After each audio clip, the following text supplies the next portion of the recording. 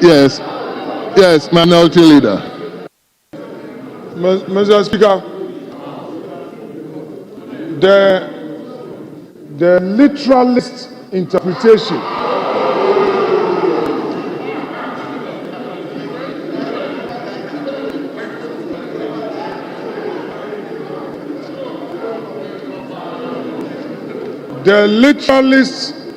approach to interpretation, Mr. Speaker, is not what operates today. This is a House of Parliament. We must be purposive in how we interpret our rules. We must be purposive. But, Mr. Speaker, this is not a time to litigate on matters of this nature. Mr. Speaker, it's early days. What is important is to ensure that ministers of state are approved to take charge of our ministries. The ministries are not for civil servants to manage. It's for political leaders with a political mandate to manage. So, Mr. Speaker,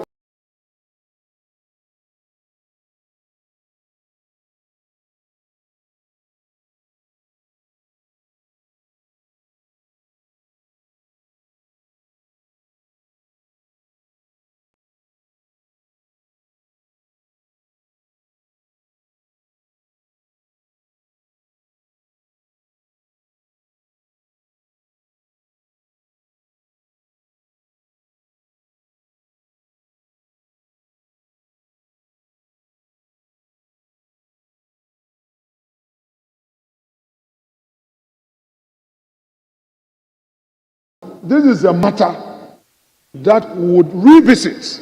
First Deputy Speaker, may you take your seat first? Right, Honorable Speaker. Honorable First Deputy Speaker, I have not given you the opportunity.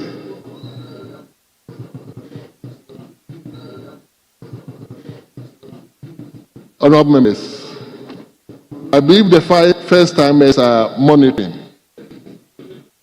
In the House, we deal with procedural. And what we are talking about is procedure for presenting papers. So, Honorable Kojo Oponkroma, I think you agree with us to move on. I've already ruled. So the motion has been moved. I'm looking for someone to second the motion. Yes.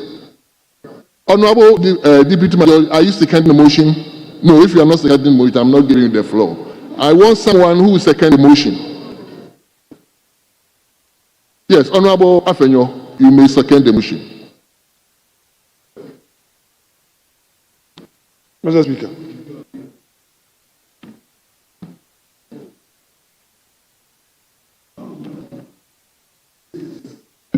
Honorable Minority Leader, please address the chair. Mr. Speaker, I rise to second the motion moved by the chair of the committee. Mr. Speaker, indeed, the Right Honorable Speaker read to us this communication from His Excellency the President. At the time the communication got to this House, the one who signed it was the Secretary to Mr. President.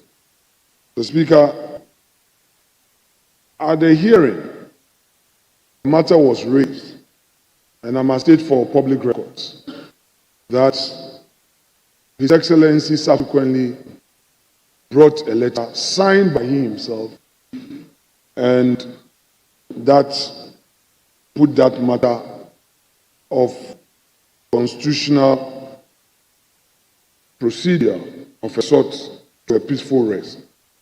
Mr. Speaker, as contained in page 2 of this 48-page report, the committee requested for and received from National Bureau of Intelligence, National Intelligence Bureau, a security report on the nominees.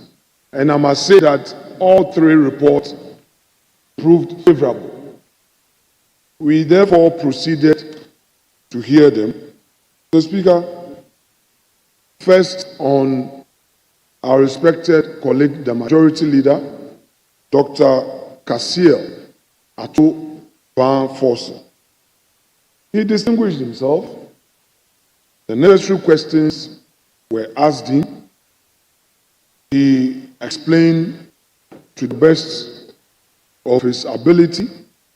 Of course, there were clear commitments that our side, the minority, expected from him regarding some promises that his party made in its manifesto.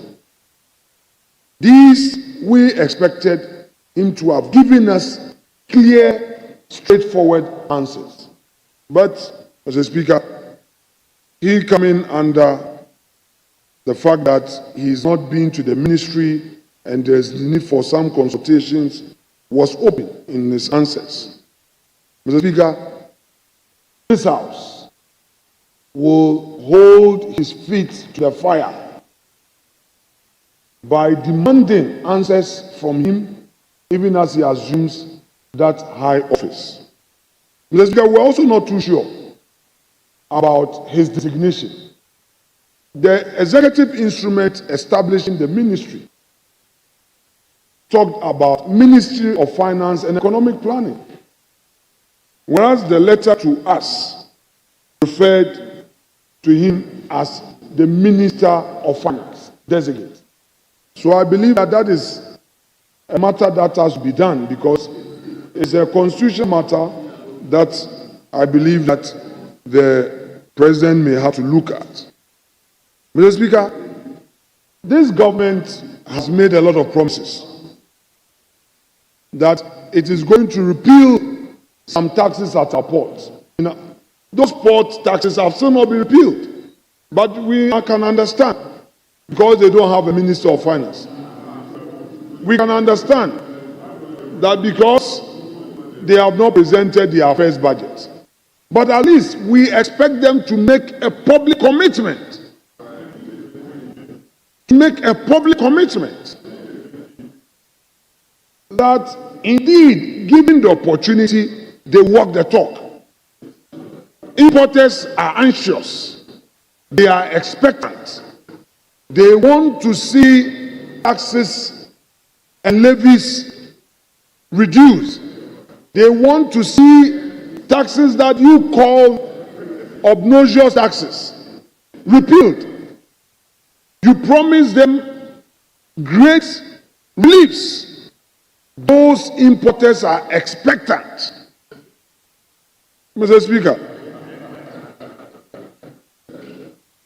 the all-important support for the private sector initiative, 1D1F. We asked the minister why, in opposition, he did not support the 1D1F. His views were to the effect that these exemptions, when given, are often abused. But, Mr. Speaker, merely saying that the exemptions are abused is not enough. What is important is for government to put in place measures to ensure that those who benefit and use these benefits for the good of industry. Again, it appears that in opposition, he acted perhaps merely for the sake of politics. We still believe that the only way for this government to survive is to ensure a thriving private sector. Giving or granting exemption to the private sector is something that must happen. It must be done. You can't continue to overtax the private sector. I spoke about tax waivers yesterday. I will speak about tax waivers today, and I'll speak about it tomorrow. Mr. Speaker, they are talking about their so-called big push The so-called big push was again by my respected colleague Atisvete. Again, we are holding him to the commitment he's made. As a speaker, for the first time, he defined the 24-hour economy.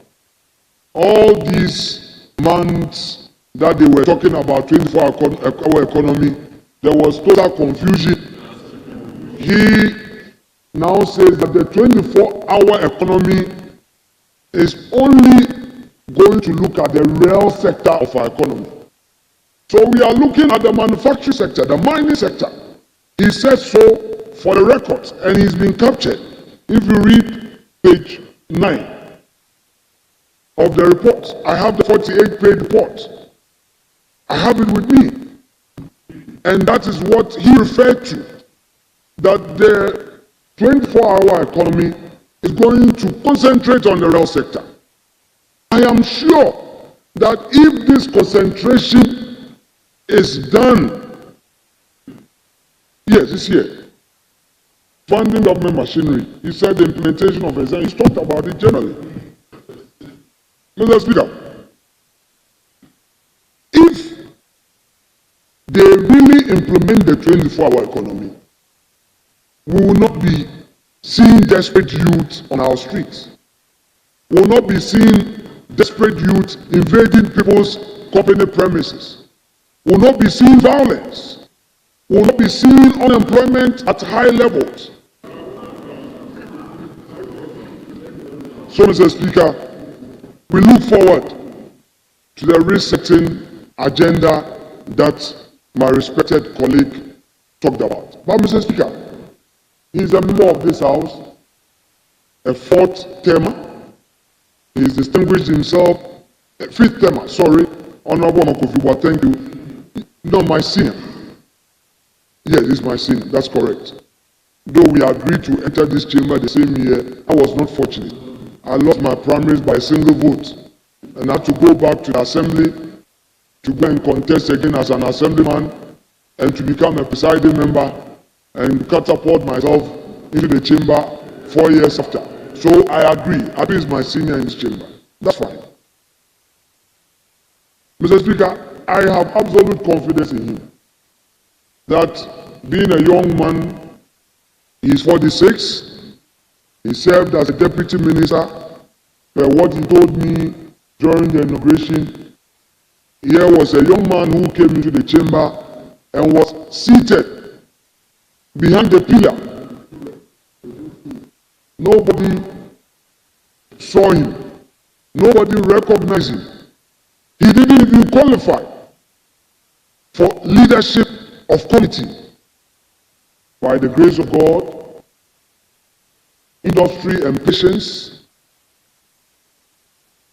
he's gotten to where he's gotten to. I believe that Atu's rise to that high office should be an inspiration. And I tell him that he should not forget about that. If he falls, it will be the fall of the Ghanaian youth. Going to manage an economy is no joke. We can only pray for him, wish him well, pray that he works with the team there, consult more, and be firm in his own approach to things. It's not a very popular position to take in government. His party people will come after him. Other government ministers will be on him because everybody would be anxious to have a bite at the national cake. So he should be minded of the challenge ahead of him. Mr. Speaker, the next person, our own respected colleague, John Abdullahi Jinapo, who is going to the Energy Ministry. Mr. Speaker, I will rest my case on him as there are some more aspects in that area that I would not attempt to go there. there are people who are well versed in those energy-related issues, and I know that they are very anxious to make a meaningful contribution in that area. So I will skip him. Suffice to state that he is such an affable fellow.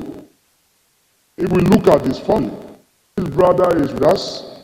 He distinguished himself. He is on the other side. And Ghanaians should watch this, that the politics we do should not divide a family. The politics we do, Mr. Speaker, I will pause here to remind the majority side. They are in government. They are no more in opposition. Leader, just address me. I'm addressing you, but yes. I'm reminding them. I'm reminding them that they are in government. If they want to be litigating, your government business will delay. We will have our say. Mr. Speaker, the Jinapor brothers have something to tell Ghanaians. Politics should not make you think to the extreme. Those of us here who, when it gets to politics, we forget that we are friends and we hit so hard, should learn from the Jinapor brothers. Those who, when it gets to electioneering period, and they are sent to people's you see your eyes?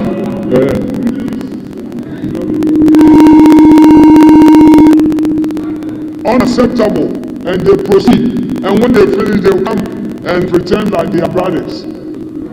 Those who go to police stations, collection centers to misconduct the laws, forgetting that we are in this together, learn from the Jinapor brothers. Those who need tax to collection centers to insult, to threaten, yet they know they are members of parliament, should remember the Jinapor brothers represent the hope of this country. Learn from the Speaker. That said, I shall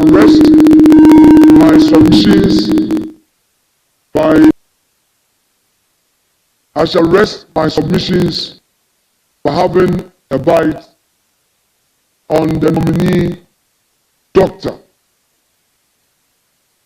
Dominic Akurutinga Ayeni. Mr. Speaker, this gentleman has earned the respect of this house. Mr. Speaker, I remember when I was on government side, leading government business, there were situations where, as a professional, he even departed from certain positions taken by his side. He got a lot of social media attacks on him, but he stood firm and he stood his ground. No wonder His Excellency, in looking for a formidable but moderate lawyer to mount that ministry, he found him worthy for that cause. He's made his name in the academia.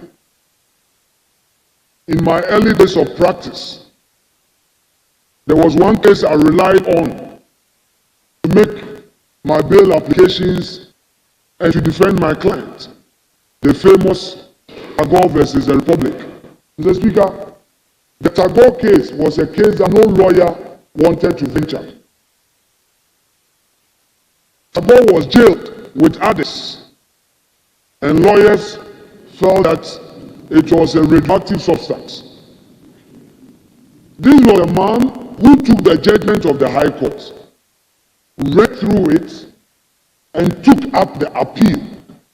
I would encourage young lawyers and law students to go and read what Apau J, as he then was, said of Dr. Ayeni, where my Lord Apesera said of Dr. Ayeni.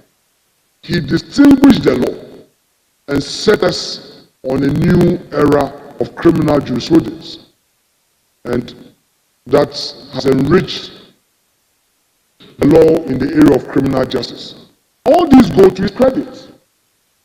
Mr. Speaker, when I was practicing in the area of financial crime, there were a lot of times that we clashed at the Supreme Court, but the beauty of the relationship was that when we left court, he, as Deputy Attorney General, came to me to even encourage me that I should continue. And that is the beauty of the game. Mr. Speaker, I want to remind you that going into that important ministry, we on this side of the house are watching him closely and keenly. There would be extremists, hardliners, who will be looking for the people's justice. He should remind them that Ghana is a country of rule of law. He should remind those extremists that due process is the only means to achieve an end. He should not allow people to be pushing him here and there. Mr. Speaker, let Hansard testify to this point I want to make. Once upon a time, Nana Addo Dankwa Akufo-Addo, President of the Republic of Ghana, was confronted with a situation where, indeed, those supposed culprits or suspects had really not done any wrong, but some omissions resulted in they having done some wrong against the state. I'm referring to a double salary situation. Nana Addo Dankwa Akufo-Addo decided to pursue a path to bring down the temperature of the country. Many were those extremists in the MPP administration pushing the Akufo-Addo government to pursue the double salary and even jail them. I remember, as a member of his government, President Akufo-Addo said, to what would he gain if all these members of parliament are sent to court and are jailed? What will become of the politics of the country? This is my word of caution to my respected senior and the law professor. Pursue those who are committed a criminal wrong. No problem at all. But don't pursue political opponents. If somebody has wronged the state, has committed a crime, there's no problem. But do not allow anybody to push you to attack your political opponent. Mr. Speaker, 2013-2014, I was on this side. Some of us, the lawyers, I remember myself and 3 other lawyers who were always doing our cases, were being chased. Today, file your tax. And they were having issues. They would send us to Yoko. I remember it took Dr. Ayeni to tell those adventurers, to tell those extremists, that these are MPs who are lawyers, don't invade their offices. I remember.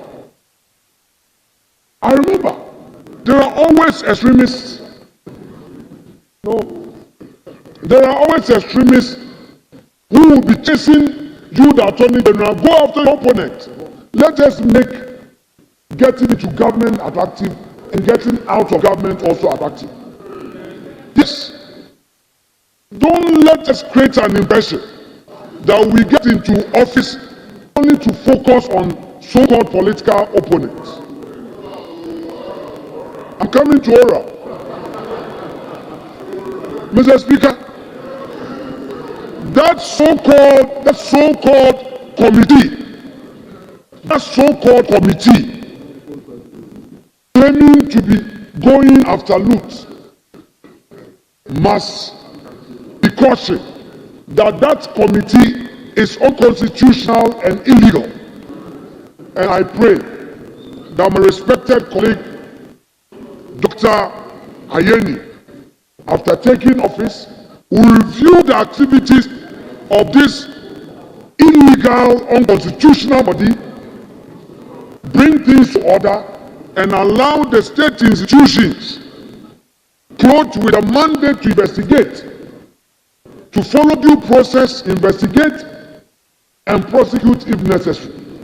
The way this aura is going, it will not help the cause of our democracy. Today you are in government, tomorrow you will be in opposition. Do unto others as in all situations you wish them do unto you. If MPP side in government makes some mistakes, you know you don't have to continue that path. So leave above board and pursue justice for all our needs. Mr. Speaker, on that note, I shall thank you for indulging me and rest my case and encourage members to support this report, which is by consensus. Thank you so much indeed. Honorable members, the motion has been moved and it has been seconded. It is now before the House for consideration. Honorable members, let please be snappy with our contributions. I believe we agreed at the pre-sitting that we are going to have 5 members from each side. Right on, Speaker. Honorable Leader, I'm speaking. Please. Before we proceed, I think that it has been agreed. We'll not argue about that, but we need to talk about it. Going forward, I think we need to revisit this number of people who speak. We have 187, including independent candidates, and quite frankly, 88 members. And so when it comes to debates, it must be proportional. And I think it's fair. I am not arguing about the agreement. I'm not arguing about the agreements. But I'm saying that going forward, time immemorial, because of the numbers. Other than that, we have so many people who don't have. But I am not going back on the agreement that has been reached. I think it's very important that we say it. Honorable members, please, let's have an order. The decision has already been taken at the pre-sitting. It has been agreed that 5 from each side. So, Honorable Deputy Majority Leader, please, the decision has already been taken. So now we have the names here. We will begin with Honorable Alhaji Ladi Ayaba. Haja Ayaba. Honorable Member, you wouldn't go beyond 5 minutes. Just indulge me so that we can have this report concluded and attend to other business. Thank you, Mr. Speaker, but the title should come as Hajia. Mr. Speaker, let me first of all thank the Almighty Allah for bringing us to this level and thank the President of the Republic of Ghana, His Excellency John Dramani Mahama, for making these nominations to take up the mantle of governance in his government. Mr. Speaker, the first 3 people who have come to table are individuals whom I have known for at least not less than 12 years each, some of them more. Mr. Speaker, let me start with the person of Honorable Atforson. This is a person who has been so forceful in all his activities. He has never taken the issue of his personality to be something that he feels he may feel big or think that he is above others. His demeanor has been so encouraging. His knowledge of the subject matter is not questionable. He was the Deputy Minister of Finance. and he worked to the best of his knowledge. He did so well that we all saw the kinds of things that he did until the NDC then left government in 2016. I became so happy with Honorable Ato-Forson and continued to watch him as we sat on your left side, Mr. Speaker, when he had this issue of being dragged to court. I had more confidence in him when one day I said, leader, this issue, he said, Hajia, don't worry, it shall be well. And I said, Inshallah, it shall be well. And it has been well.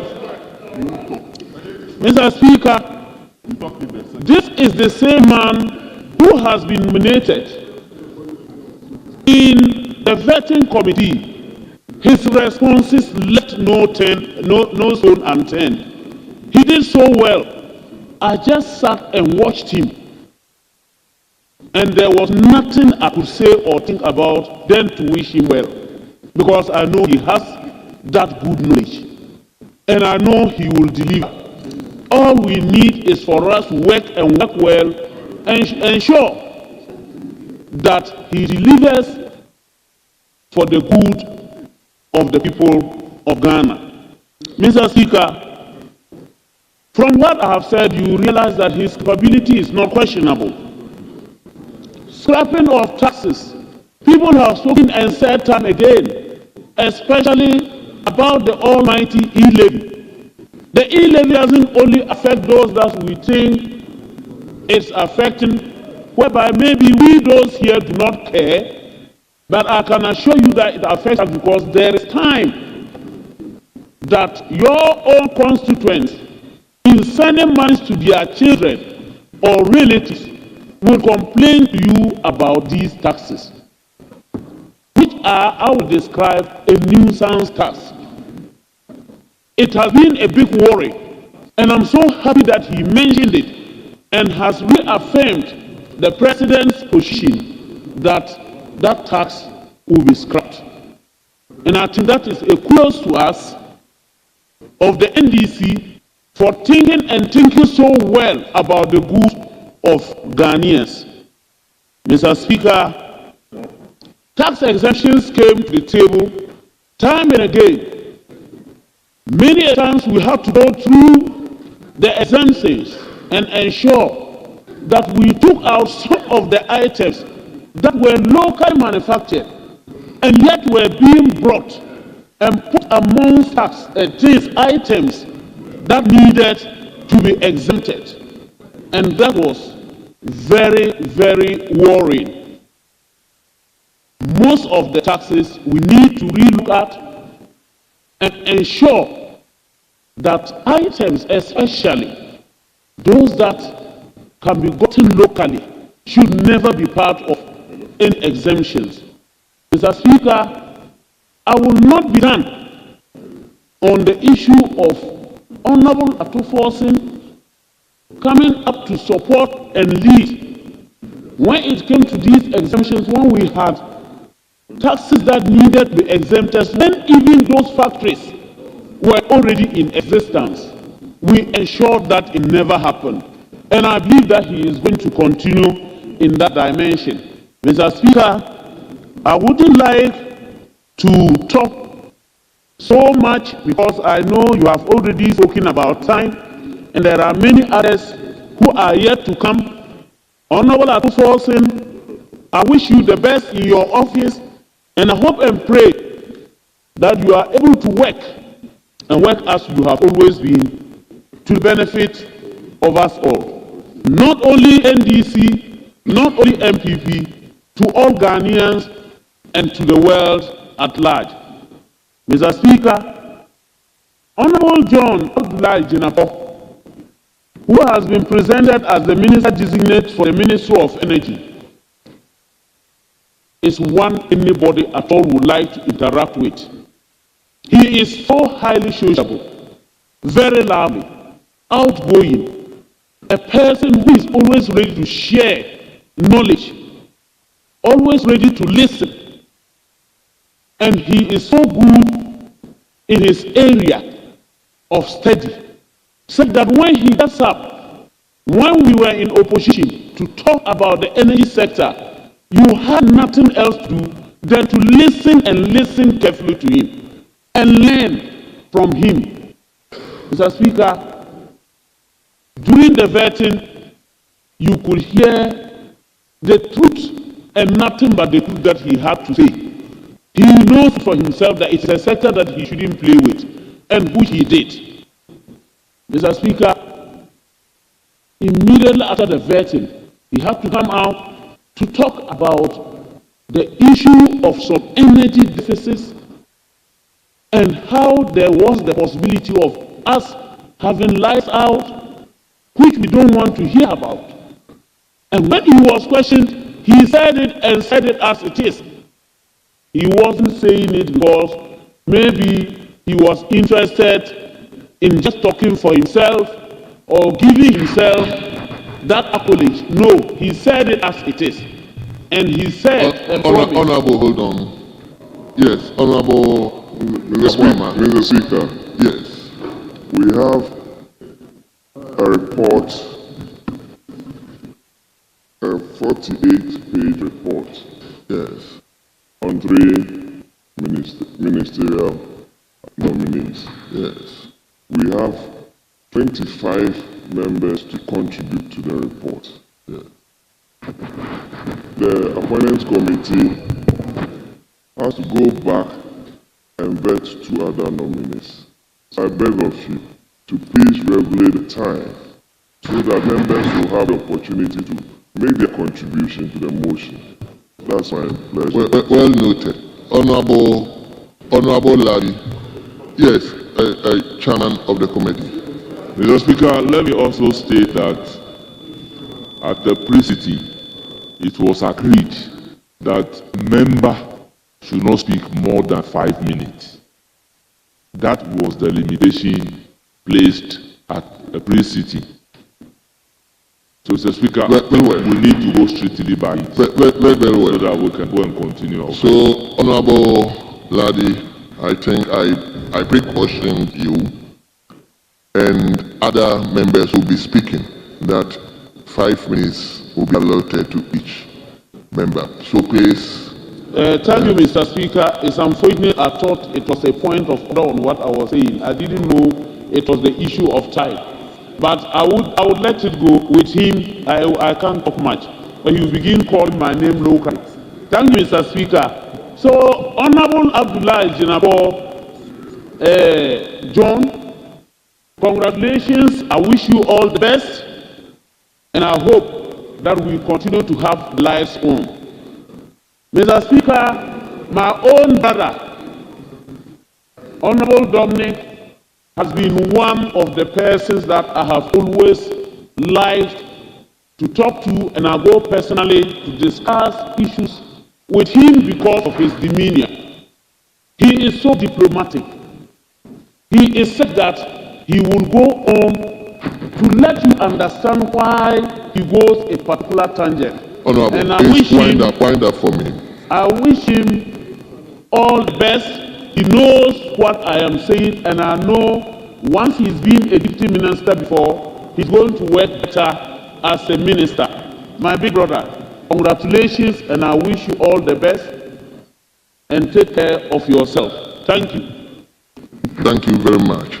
Honorable members, let's remind ourselves the time, 5 minutes, please.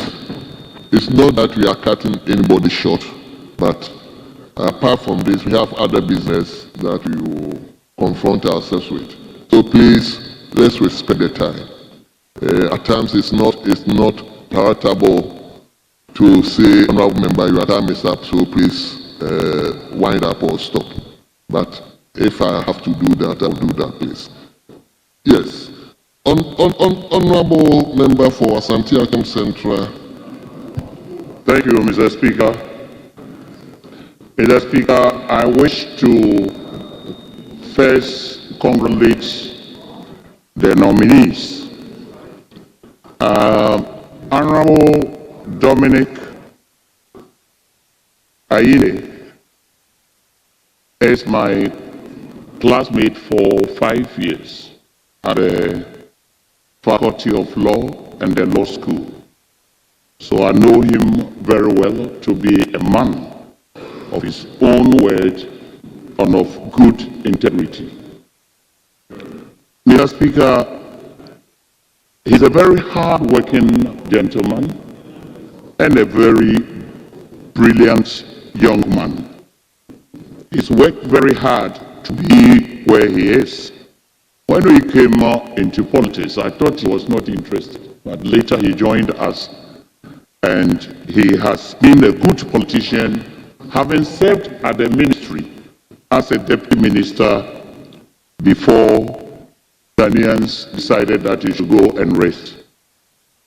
Mr. Speaker, I have worked with Honorable Jinapo, whom we call JJ, on Finance Committee, and I've always admired him as a young man for his background and the knowledge that he has in steering the affairs of the committee. Though sometimes mischievous, but we play with those things.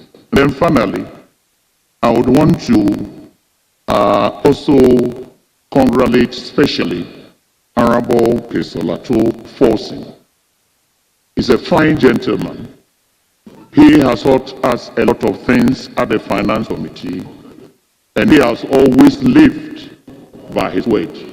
Mr. Speaker, I have no doubt that these three gentlemen that the President had selected, I have so much confidence in them. I can only say and advise that they should not disappoint us.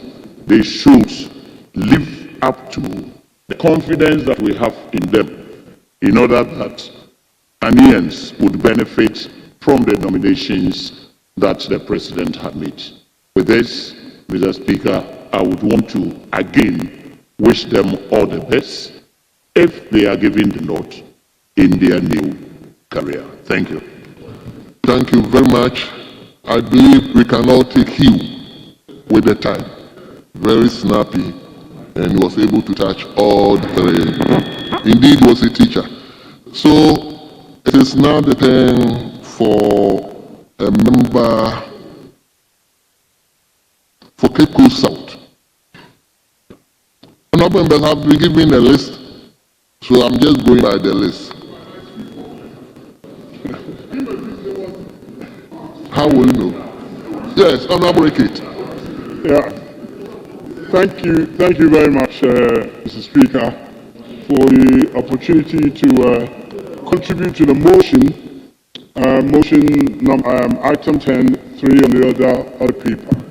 Mr. Speaker, in doing so, I'd like to first of all congratulate the three gentlemen, Honorable Dr. Kesolato Forcing, who is the Minister Designate for the Ministry of Finance, Honorable John Jinapo, who is going to the Ministry of Energy, and Dr. Honorable Dominic Ayeni, who is the Minister Designate for the Attorney General and the Ministry of Justice. Mr. Speaker, I think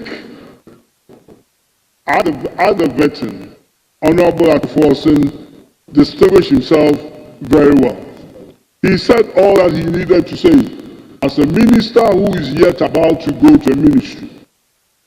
And he did promise to deliver the promises that His Excellency the President had made in terms of tax that we hope to repeal.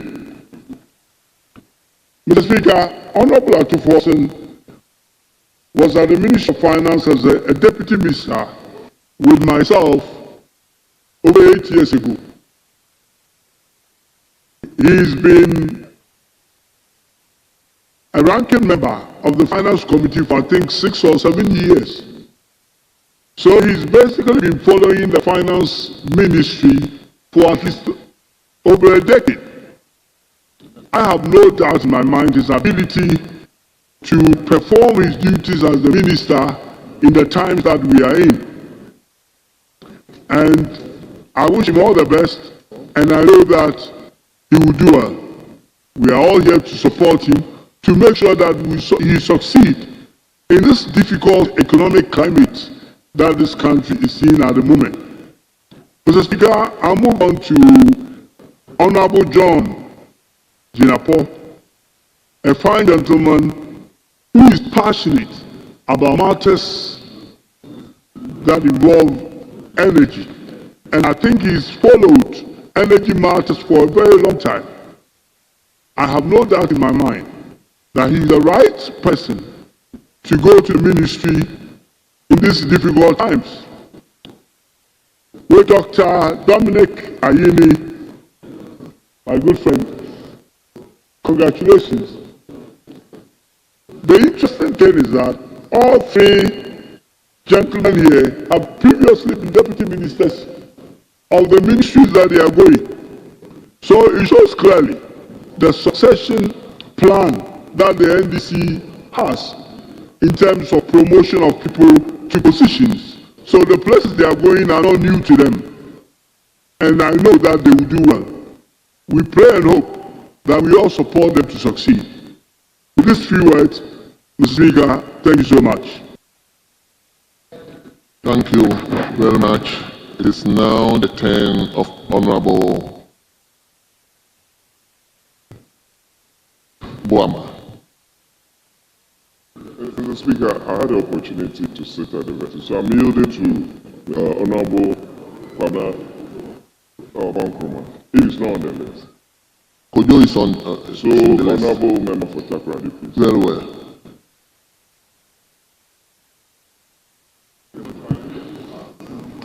Yes. Thank you, Mr. Speaker. Mr. Speaker, I rise to support the motion moved on the nominations of the President. Mr. Speaker, I believe that the first person we are interested in is Honorable Bah Attoh-Forson, who is also a schoolmate, even though he was my junior. He's been a very good friend whilst we both came to Parliament. And I believe that the nomination is in the right direction. More so when he has been a member of the Finance Committee for a very long time and being a part of the NDC campaign. Mr. Speaker, if you take a lot of the pronouncements and the campaign promises made by the NDC, naturally finance was a major part of it. It is therefore unfortunate when nominees like my friend Attoh and others are asked directions on the promises, they tend to tell you that wait for them to show us their next budget. They tell us, wait, let's go to the ministry before we get the full view of the data. So the question I ask myself is that not downgrading our politics? That kind of attitude, is that not downgrading our politics? I believe that it's time that we politicians start making promises that we are sure about the data and how effectively we are going to implement it for the benefit of Ghanaians. Mr. Speaker, another area Honorable Attoh-Forson had made some suggestions which I believe are good and we need to encourage is the use of the taxes or some part of the taxes paid by the informal sector being used as pensions for themselves. I believe that is one area he has mentioned, and I implore him that as he gets the nod, you make sure that the implementation of these ideas are effected immediately so that we can formalize the informal sector. Mr. Speaker, the other area he had also mentioned had to do the issue of value for money, the issues of investor confidence, issues of employment and entrepreneurship in particular. Mr. Speaker, on the issue of value for money, I believe that is one area we need to quickly look at in a very big way, especially the processes at the Ministry of Finance. In situations where laws are approved in Parliament, and sometimes it takes over 1 year before projects are implemented, goes a long way to affect the real value we deliver or get out of these projects. Mr. Speaker, we've had challenges in this country where we continue to do roads projects that are too expensive, and the value we get out of it over a period of time diminishes, are some of the issues I believe that they should also be looking at. On entrepreneurship, Mr. Speaker, one of the biggest challenges we have in this country is the concept of all young people believing and thinking that after school, government will employ them. Mr. Speaker, that is one major difficulty that we've had as politicians. And I believe that investment in the area of private sector, small businesses, medium-scale businesses that Ghanaians can manage for the long term should be one area that government should be investing a lot of public funds starting from now to make sure that we can expand that area, use that to generate employment, also use that to generate taxes for the country. On the issue of the nominee for Attorney General, Mr. Speaker, I worked with Dr. Yini on the subsidiary committee for the last 4 years, and he has shown to be moderate. He has shown to believe in consensus, and he has always stood his grounds and admitted his mistake. And I believe that is one person that, quite frankly, we are all happy he's gotten this nomination. I believe that the House would also support and make sure that he becomes the next Attorney General to be able to do the work for Ghana. Last but not least, I'll talk about John Paul JJ. I'd worked with him on the transition at Energy Ministry, and I believe that since he has a lot of information and he has worked in that sector, all we are praying is that do not come back. All we are praying is that the fuel will flow as that happened in the last 7 years. Thank you. And with these few words, Mr. Speaker, Thank you very much. I support this nomination to go so I can start with. Thank you very much. Thank you very much. Let's now turn to Honorable Xavier Sosu. Thank you very much, Right Honorable Speaker, for giving me this opportunity to contribute to the motion ably moved for the approval of the 3 nominees of His Excellency John Dramani Mahama. Mr. Speaker, Dr. Ato Forson has shown extreme leadership in this House and shown in-depth knowledge in finance and national economy, which I believe makes his nomination one of the finest and one of the best. Mr. Speaker, it is often said that true leadership is revealed by adversity. Mr. Speaker, you would bear testimony to the fact that Dr. Ato Forson was one of the people who was politically targeted, and throughout last year, 2 years ago, he had to endure all manner of attack on his personality. He had to endure going to court while serving as a very, very firm voice of the opposition on the Finance Committee. And Mr. Speaker, Honorable Member for Medina, hold on. very well, Mr. Speaker. Yes.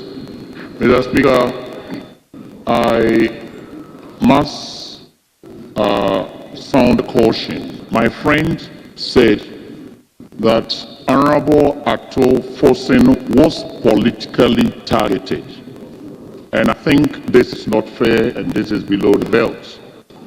To say that he was politically targeted, I think this must be expunged from the records. And because if he's asked to justify why he was politically or the circumstances of political target, I'm not sure the honorable member will be able to justify this. I'm grateful. Thank you so much. Honorable Xavier, once you are also an officer of the court, I think you do as the honors and withdraw that. Mr. Speaker, I respectfully withdraw that statement. Thank you very much. Mr. Speaker. Mr. Speaker, Dr. Atuforsin was one of the members of parliament last year that underwent all kinds of struggles, let me put it that way, in the face of delivering his work before this very house. But Mr. Speaker, you will agree with me that he distinguished himself. He was firm, he was principled, he stood his grounds to defend his position when it comes to matters of the economy. You recall how he led our side to fight fiercely against the e-levy. And Mr. Speaker, what is good about Dr. Atuforsin is the fact that even now at the vetting committee, he stood his position to say that definitely the NDC government is going to honor its promise by scraping off the e-levy and other taxes that he's always to buy. Mr. Speaker, Atuforsin represents some inspiration to young people because he's in his 40s and yet he's already distinguished himself, rising through the ranks to the highest pinnacle of becoming a finance minister. And Mr. Speaker, that is an inspiration to all of us, and I believe that he is definitely going to carry the people of Ghana through and honor all the promises that the NDC has made in its manifesto, particularly when it comes to youth employment. Mr. Speaker, our brother and friend John Jinakbo has also distinguished himself as a member of parliament and also shown very excellent knowledge when it comes to the energy sector. And I believe that he's also going to do very well and be an answer to the energy challenges that we were plunged into by the former administration. Mr. Speaker, finally, Dr. Ayine was my lecturer and has been an inspiration to me in various ways. And Mr. Speaker, I must say that in the last parliament, when I led some private bills like the abolition of the death penalty, Dr. Ayine played a key role in ensuring that we achieve that goal of abolishing the death penalty, criminalizing witchcraft accusation. Mr. Speaker, I would want to use this opportunity to urge Dr. Ayine that Ghana still has to sign the second optional protocol to the ICCPR and also work on removing the death penalty from the Armed Forces Act. And I hope that as he assumes this ministry, he will lead the way to make this happen. Most importantly, also work on the non-custodial sentences for petty crime. Thank you very much, so much. I wish him the best and I wish all of them the best, Mr. Speaker. Thank you. It is now the turn of Dr. Gideon Buako. Doc, you have the floor now. Thank you, Right Honorable Speaker, for giving me the opportunity to support the motion ably moved for the ministers. Honorable member, may you speak up a bit? Thank you, Right Honorable Speaker. I rise in appreciation of the opportunity you have given me to comment on the nominees whose reports have been brought before this House. Right Honorable Speaker, the ministers we are considering today, as has been said by one of us, have all served as deputy ministers in the respective ministries that they are going. And Mr. Speaker, it's interesting that the government led by His Excellency John Dramani Mahama is a government on a reset agenda, that these nominations indicate an upgrade from former deputy ministers to substantive ministers. It gives an indication that, indeed, it is good to upgrade in life as human beings. Right Honorable Speaker, the Honorable Dr. K.C. Elato-Forson, who has been nominated to the prestigious office of the Finance Minister, is a distinguished personality. He served as a member of Parliament. He served on the Finance Committee. He's been a Deputy Minister for Finance before. So truly, his competence and experience in the ministry he's going to is not questionable. The Honorable Minister-designate came to the KNUST at the time I was a lecturer there at the business school for one of his programs. But Mr. Speaker, once we approve the Minister for Finance, it is important for me to note that he is going into that office to perform three main functions as any finance manager will perform. He's going to take investment decisions for the country, financing decisions for the country, and budgeting decisions. Mr. Speaker, it is important as a country, having one of us going to such ministries, to remind ourselves that we need to enter into contracts that the Ghanaian people will have value for money.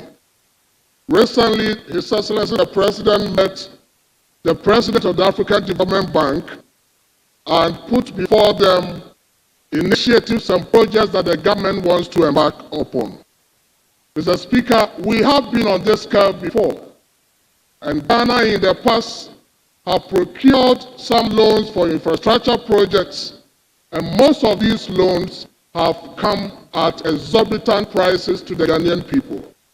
Mr. Speaker, if you indulge me, I should like to remind the minister going for the finance minister that in the year 2015, the government of Ghana, through the African Development Bank, took a loan for the Terminal 3 project. That loan came with an interest of 8.5%, so high for the Ghanaian people. It took the government of President Nana Addo Dankwa Akufo-Addo to renegotiate that interest down to 5%. Also, the initial loan agreement for the Tema-Akosombo Standard Gauge Railway project that was contracted by the NDC government that the Honorable Elato-Forson was the Deputy Minister came with an interest of 6-month LIBOR plus 1.75%. Mr. Speaker, this was so high, and it took the government of the NPP to renegotiate this down to 6-month LIBOR plus 1.5%. Then again, Mr. Speaker, Honorable, if you look at the Pokuase interchange, Honorable Member, I believe you'll get time for you to debate some of these issues. thank you, Mr. So Speaker. let's begin to wonder for me. Thank you, Mr. Speaker. Mr. Speaker, the point I am making is that as the minister heads to the ministry to take financing decisions for the country, we must ensure that if we are going for loans, we go for cheaper loans. If we are procuring financing, we must ensure that the financing we are Thank procuring you. are not coming Thank at you. exorbitant prices to the Ghanaian people. Thank Mr. you. Speaker, in winding up, I want to comment briefly on the Honorable Minister for Energy, John Jinapor. Permit me, Mr. Speaker. I'll give you 1 minute, please. Thank you, Mr. Speaker. Mr. Speaker, something that is of utmost interest to the Ghanaian people today is electricity tariffs. I wish to remind the minister that Ghanaian people will be very appreciative if he's able to work to reduce prices on the tariffs of electricity. And Mr. Speaker, just to support what I'm saying with this data, Ghanaians have gone through a lot. In 2009, Honorable there Member. was no increase in electricity tariffs. Honorable Member. Mr. Speaker, in 2010, Ghanaians paid 10%.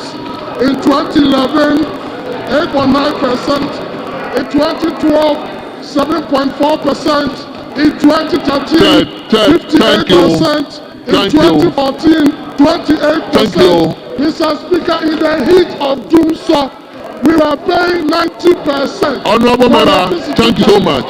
You get the opportunity. It will just oppose this. Honorable member, Thank you, Mr. Speaker.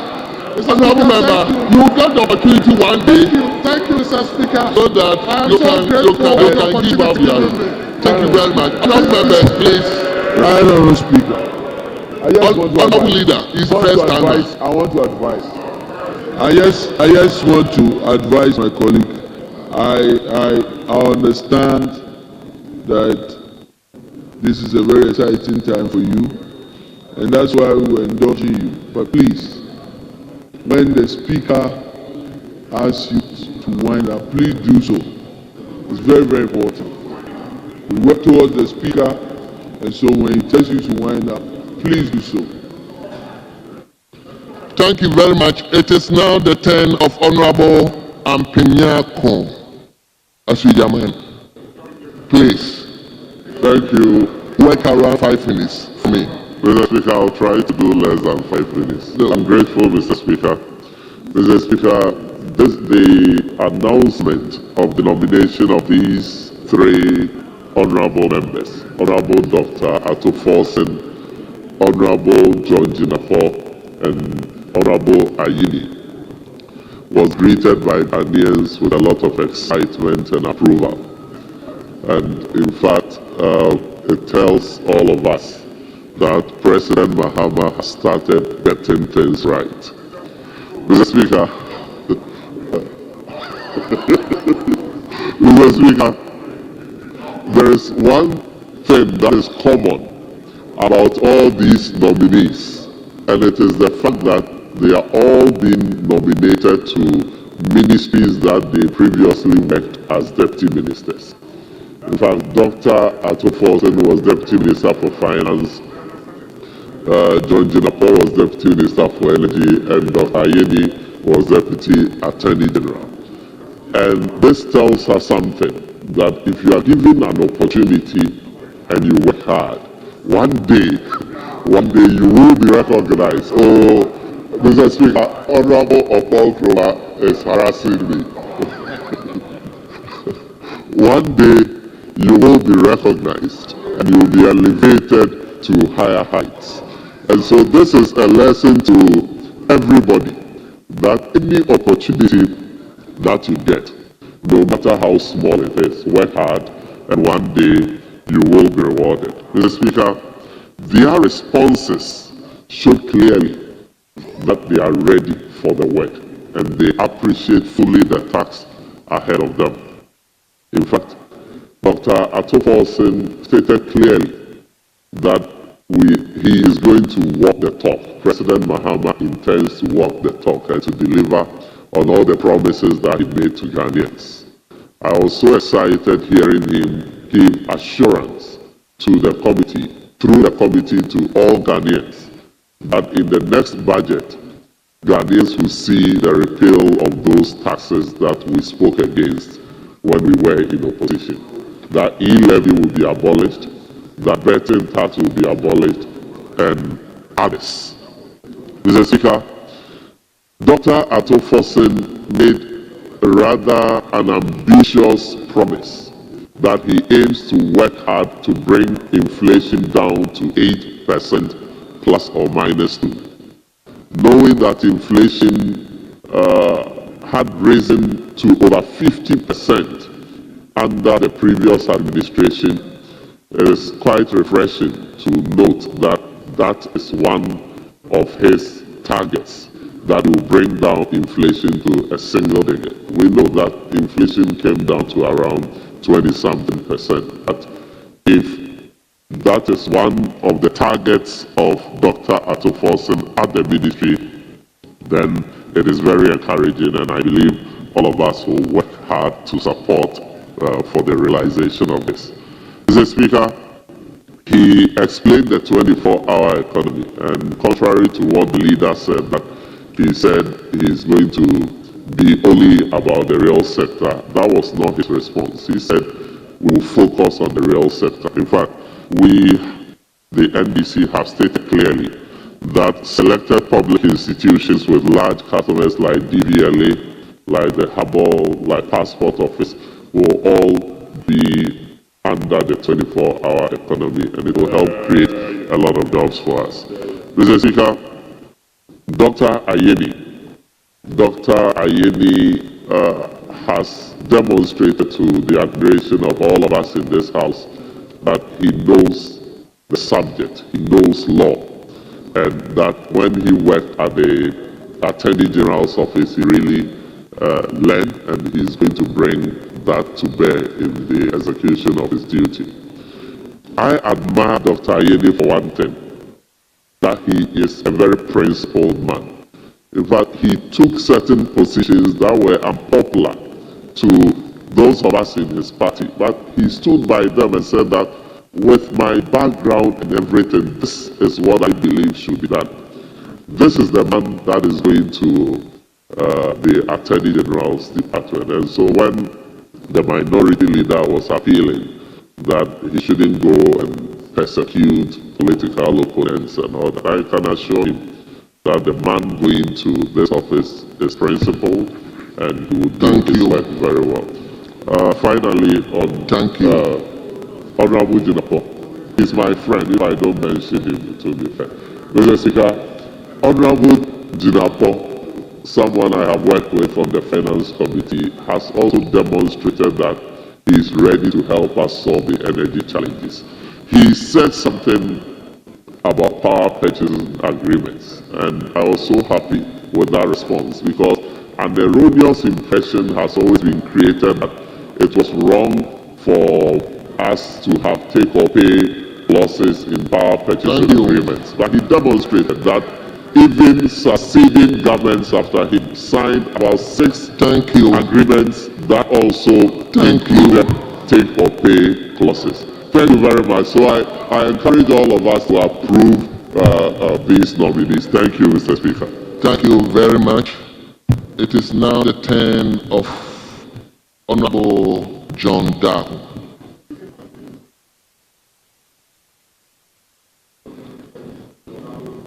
Mr. Speaker, I thank you for the opportunity given to me to support the motion for the approval of the 3 nominees in the persons of Dr.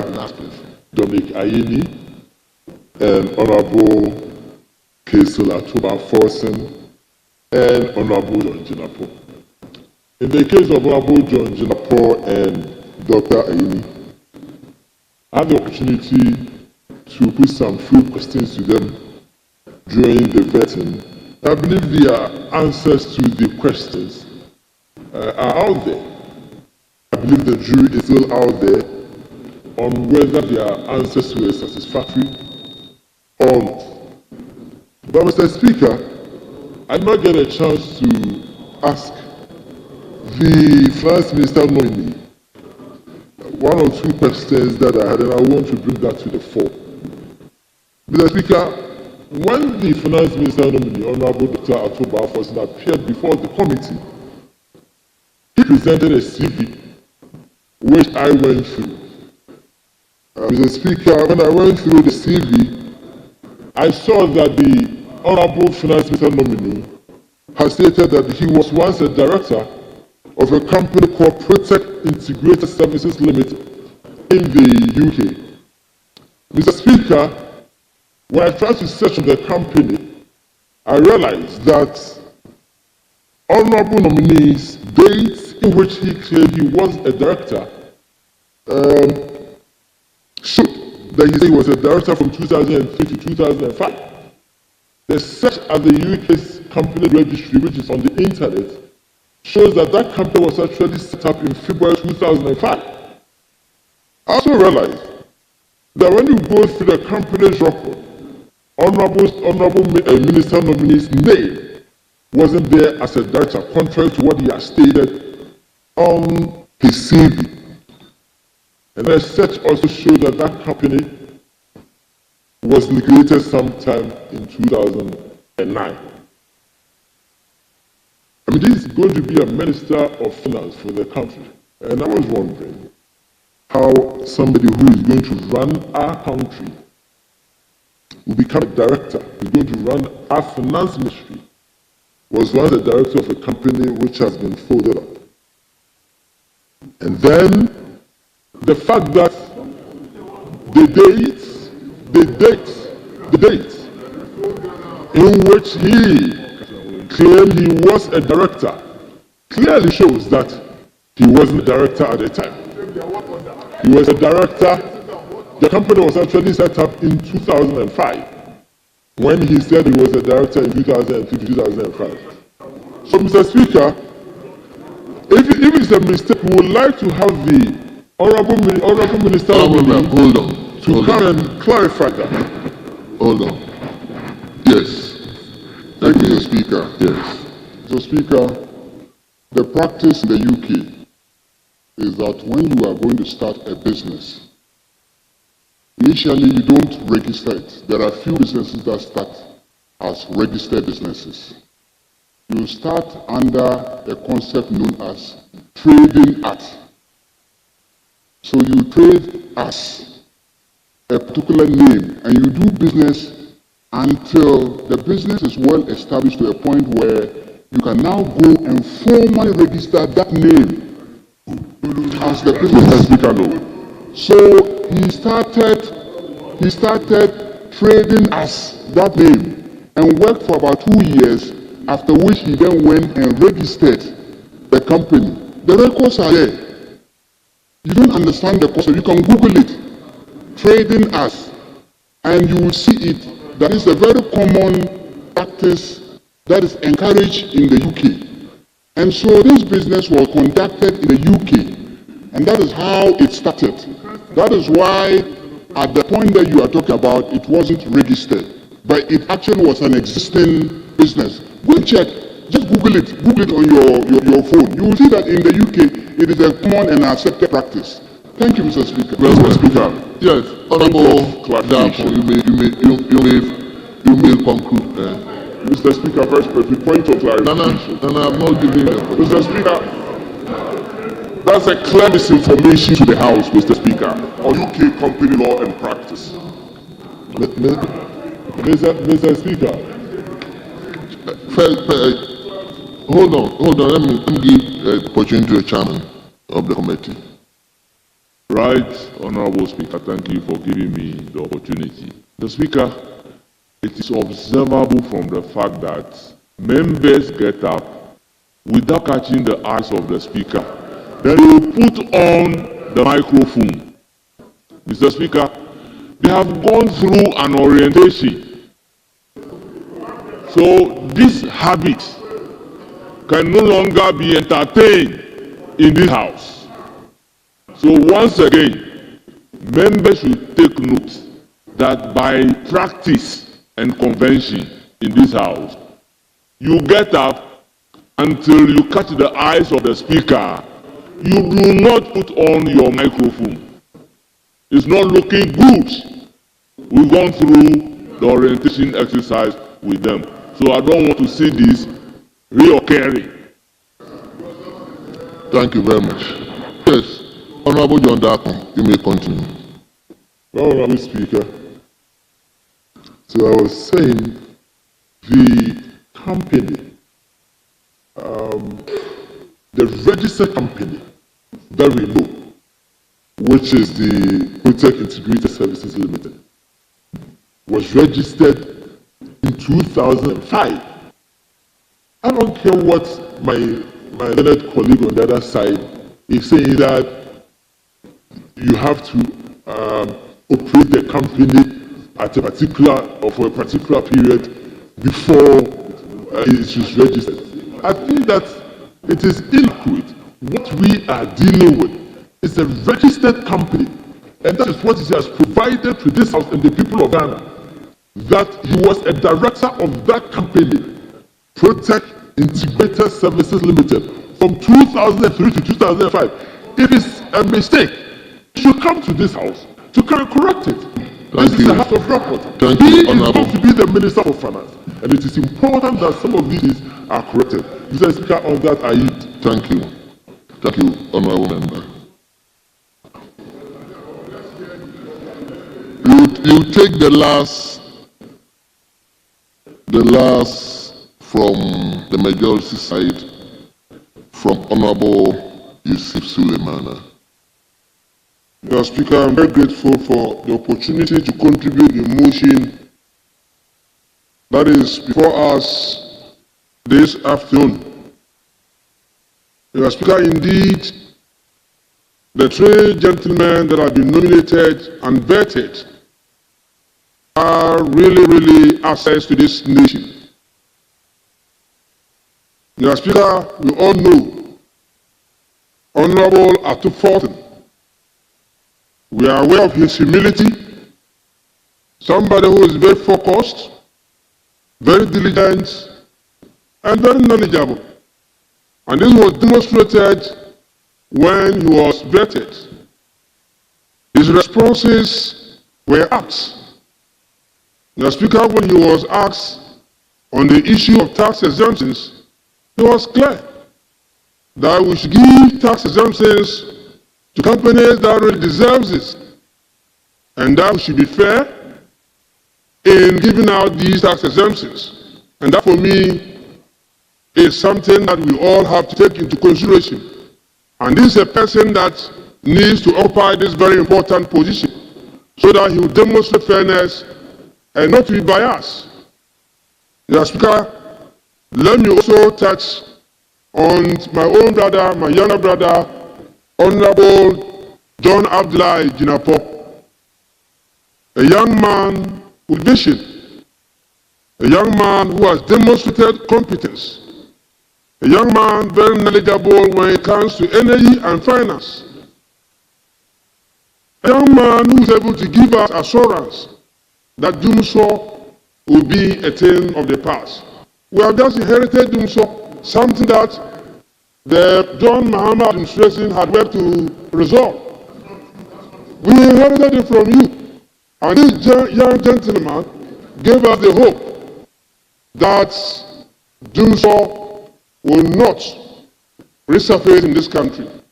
And he has taken pragmatic steps to ensure that we don't sleep in darkness. You don't sleep in darkness. And so you should begin clapping for him. You should begin clapping for him. That the mess you have caused, this young man, a visionary leader, has given us hope. And these are the kind of people that we expect His Excellency John Dramani Mahama to put into very strategic positions like this.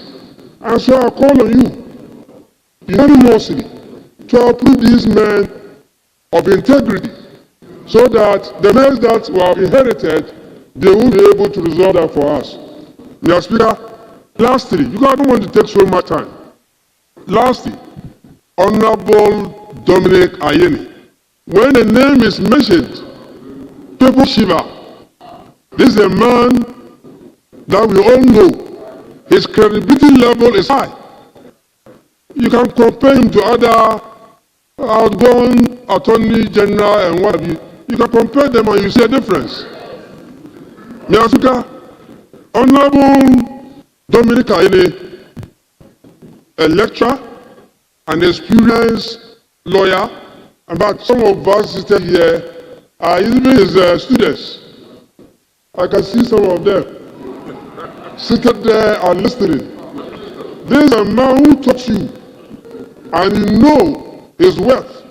And that's the man who's not coming to lead you when it comes to issues of law and issues of courts in this country. I think you should be clapping for Mama for giving you such a respected person that even in the international front, when he speaks, he brings credibility to Ghana. And so, once again, I want to call on you. Thank you. To rise up and give a unanimous approval to these young men to save us from the position that we have inherited. Thank you. God bless you all. In Africa, I'm very grateful. Thank you. Lastly, we will listen to Honorable Kojo Oponko. Thank you, Mr. Speaker. Mr. Speaker, it appears that the NDC has an act for 3 wise men. When President Mills was in power, he had his 3 wise men. And President Mahama appears to have started off with his 3 wise men, our brothers who have been nominated and who have performed creditably when they appeared before the Appointments Committee. Dr. Aina was Deputy Attorney General. When I was called to the bar, he actually handed me my qualifying certificate of law. His track record is well known and well respected. We wish him well. He's not only going to be Attorney General, he's also going to be Minister responsible for justice. Mr. Speaker, justice is a subject that across the country many people still look forward to. Court infrastructure, residences for magistrates and judges, the kind of budgets that must go there, the availability of lawyers for legal aid to ensure that justice is done in the nooks and crannies of this country.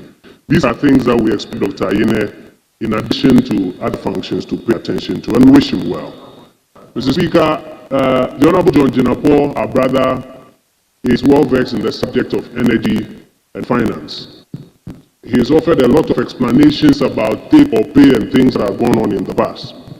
Mr. Speaker, no matter the explanations you give, and I speak as a former member of cabinet, a few lessons that we can share with our colleagues. No matter the explanations that you give, what the people of Ghana are waiting for is that fuel prices don't go up, the electricity prices don't go up, the fuel is available at the pumps, but the lights don't go off. We wish our brother well, and we hope he delivers in that area. Mr. Speaker, the Honorable Dr. Atuforson spoke about 4 things I want to briefly comment on. One was on raising revenue. The Honorable Dr. Atuforson says that his target is to move tax to GDP ratio from 13% to about 18%. That's about 500 basis points. Mr. Speaker, 1% of GDP is about 10 billion Ghana cedis.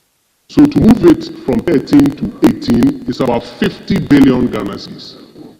At a time when, as we have agreed across the political divide, some tax handles should be removed.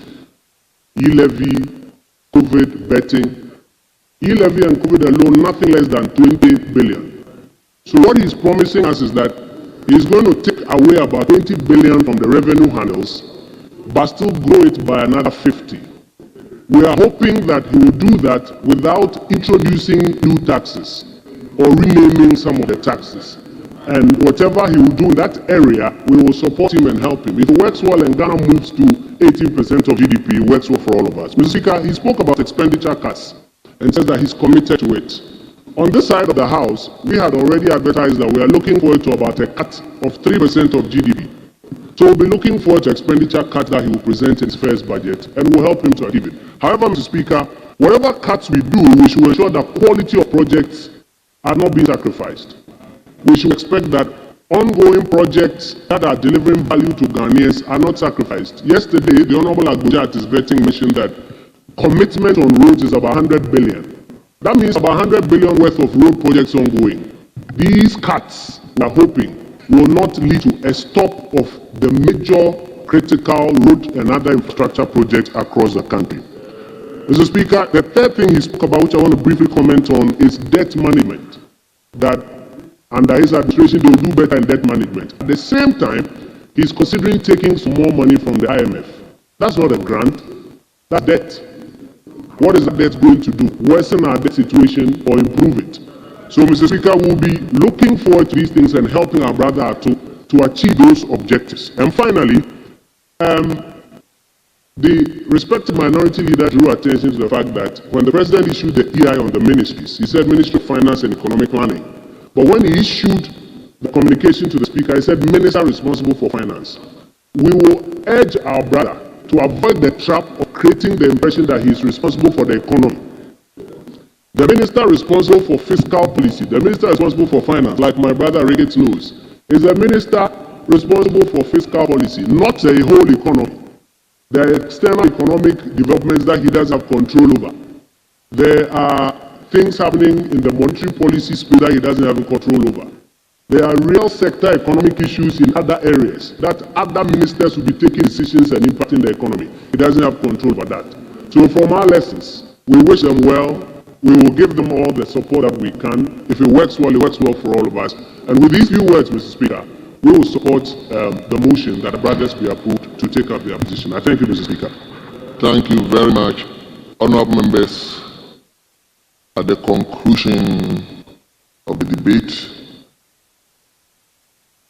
the question is, as many as are in favor of the motion listed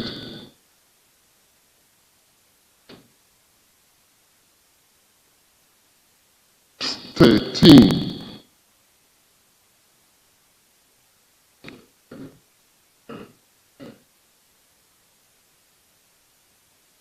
Yes. Yes. The question is, as many as are in favor of the motion listed 11 in today's order paper, say aye. All those against, say no.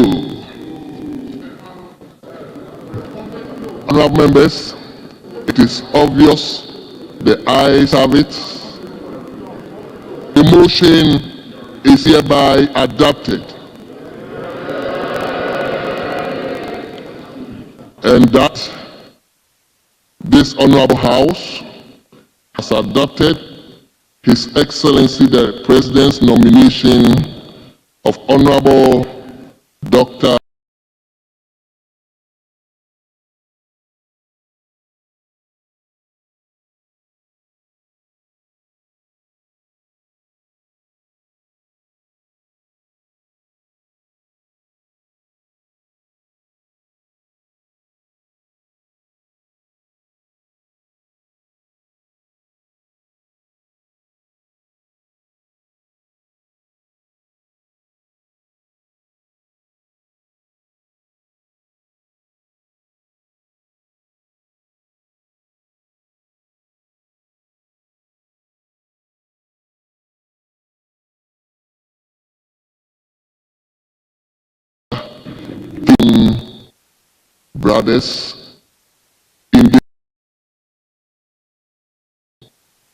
brothers in this house, and we hope that they make us proud.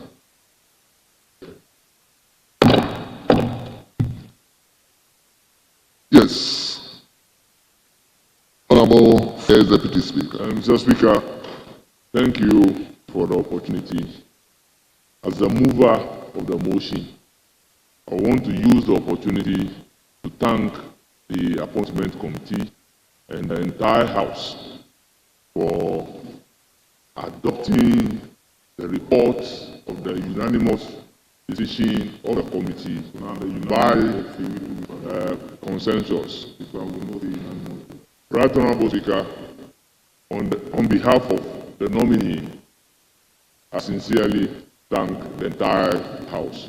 Thank you for the opportunity. Thank you very much. Leadership. Leadership. Yes. Madam Speaker, we intend to go and continue the vetting of the president nominees. And I think on that note, we will ask that you suspend the House for us to allow the appointment committee to do that work. And then we can come back with the second report. That was the agreement. Yes, Honorable Minority Leader. But are the reports not ready? Speaker, I disagree with you.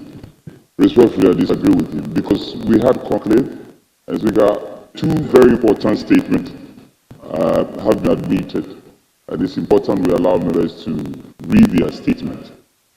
At this time, yes, it's important. They are equally important. Speaker, so you were not at conclave, and you admit that. You were not there. I'm good. Because we should proceed to take item 8, after which we can decide on what next. Madam Speaker, indeed, that was the agreement. I wasn't there, but it's been agreed that there will be a statement taken, and then 2 statements. Yes, thank you.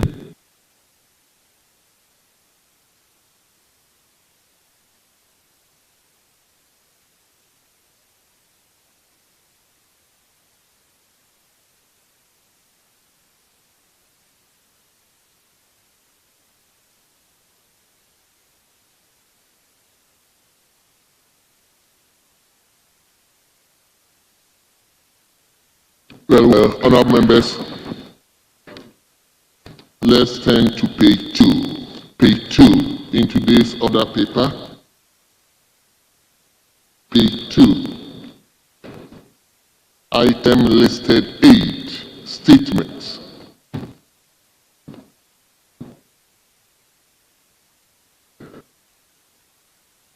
The first statement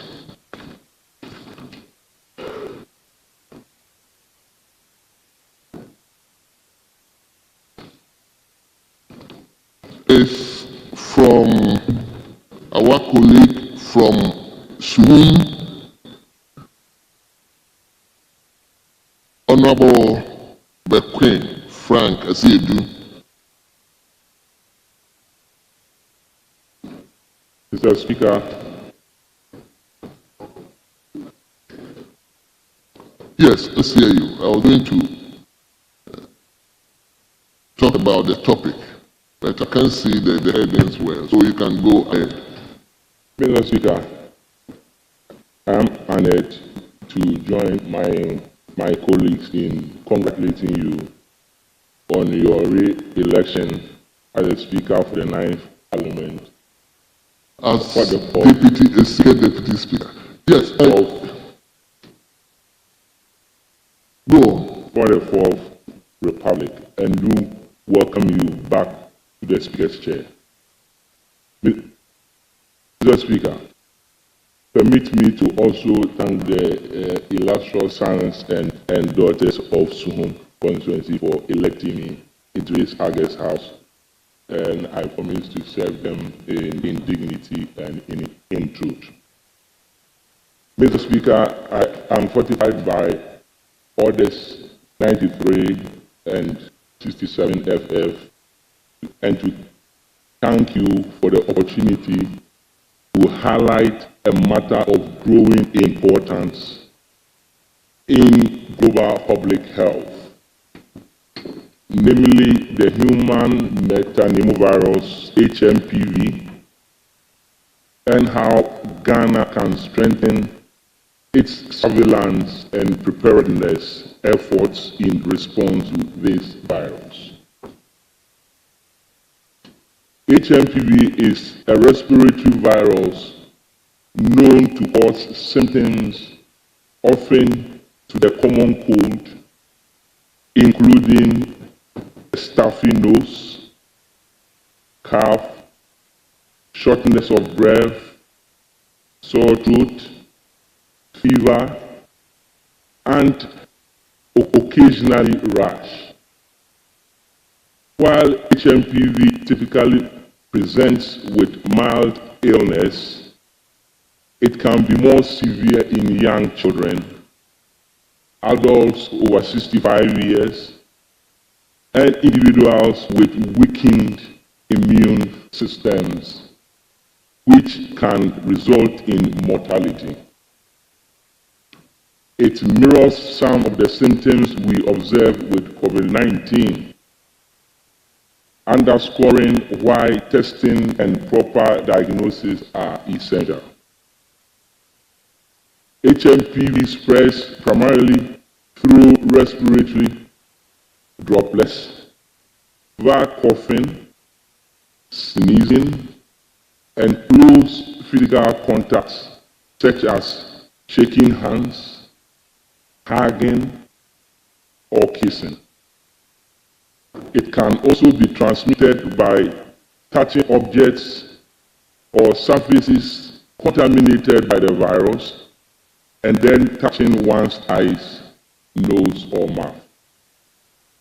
Recent data from the Chinese Center for Disease Control and Prevention up to the 29th of December 2024 indicates notable increase in common acute respiratory infections, including those caused by seasonal influenza viruses, respiratory syncytial virus RSV, and human metapneumovirus HMPV.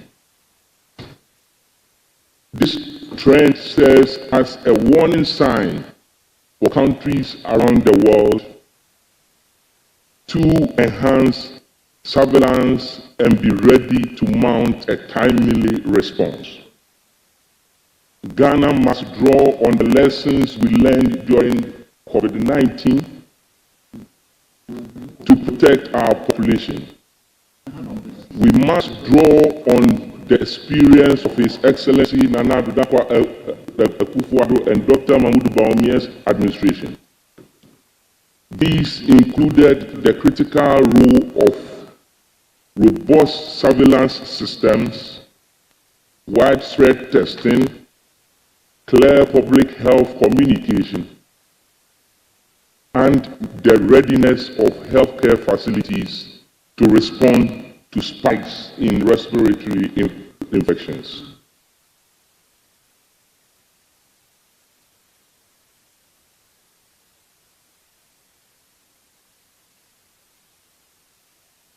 The Ghana Health Service and all relevant public health authorities should work in tandem to strengthen surveillance, enhance public awareness campaigns, promote preventive measures, and maintain readiness of healthcare facilities. Mr. Speaker, I commend the Ghana Health Service for coming out on this matter.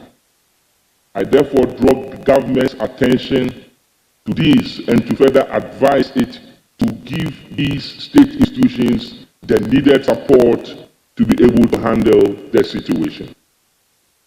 Mr. Speaker, our collective experience with COVID-19 underscores the critical importance of vigilance, preparedness, and swift response. HMPV's similar symptoms to other respiratory infections means that our surveillance efforts must be comprehensive and well coordinated. By investing in robust public health infrastructure, we can safeguard our citizens, preserve their health, and sustain productivity.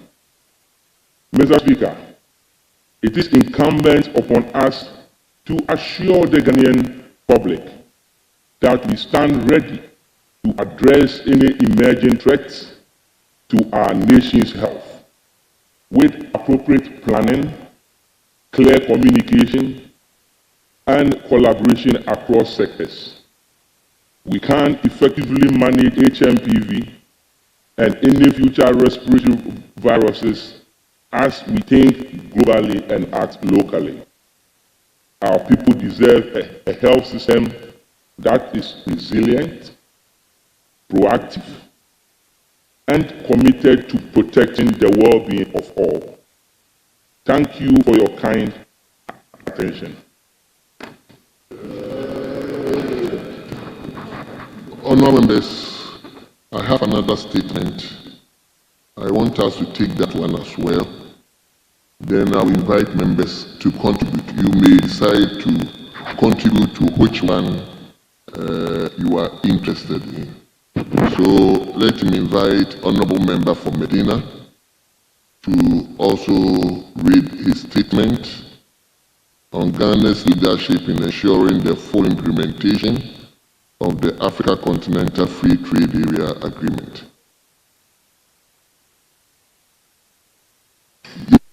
Yes, leader.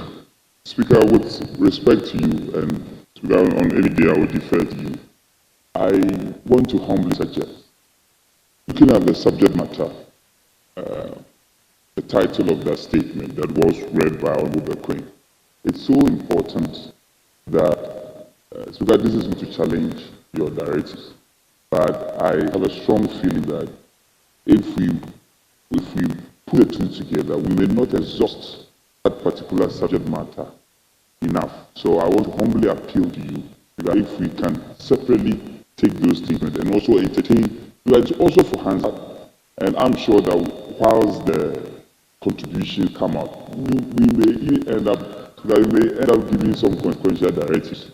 So, my humble suggestion. Yes, Mr. Speaker, I agree with the minority chief whip. Very well. Because of time conflict, very we well. have to take the So, Honorable Sosu, hold on. Let me invite contributors to the first statement. Yes, let me invite, today, how many ladies have spoken? No, I haven't seen any lady. So I'll give the opportunity to the two ladies who are up first before I'll give any opportunity. So let me go to Honorable Teresa. Is it Timpani? Yes, let's hear you. Thank you, Mr. Speaker, for the opportunity to contribute to all these important statements. Looking at the statement, the honorable member has done justice to it, but there are some few items that I want to add to the statement. As an infection that mimics pneumonia and bronchitis, Ghana Health Service should take note that when people report at the health facility, they should be able to do differential diagnosis. How do we diagnose somebody who have this virus? We can only do this by nose swabbing, taken to the laboratory, so that we are able to isolate the virus. Because it has the same symptoms with normal pneumonia and bronchitis. So Ghana Health Service has to take this virus seriously, because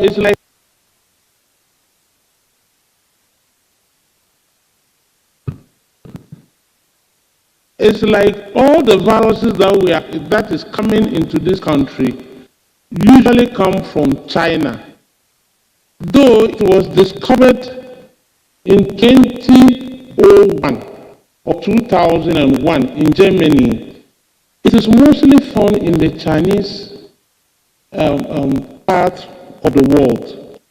And that we should watch out so that we don't get up one morning and we have to have something like COVID-19 that we have in 2019. Because I have learned from what has just been read that a lot of people or schools are being closed down in China because of this particular virus. What virus are we talking of? The proper name for this virus is human pneumovirus. It's a virus that has to do with your lungs. So when you get it, you cough, and you also have symptoms like a normal pneumonia. It is serious in children where they have to go through mechanical ventilation so that they'll be able to breathe. It also has to do with people whose immune system are very low, whose immune system is predisposed, like people who have hepatitis B and HIV virus. And that when people have these symptoms and come to the health facilities, it is best to also diagnose or to also find out if they have any of this virus. Again, sitting in this chamber, you can see the sitting arrangement, that we are too close to each other.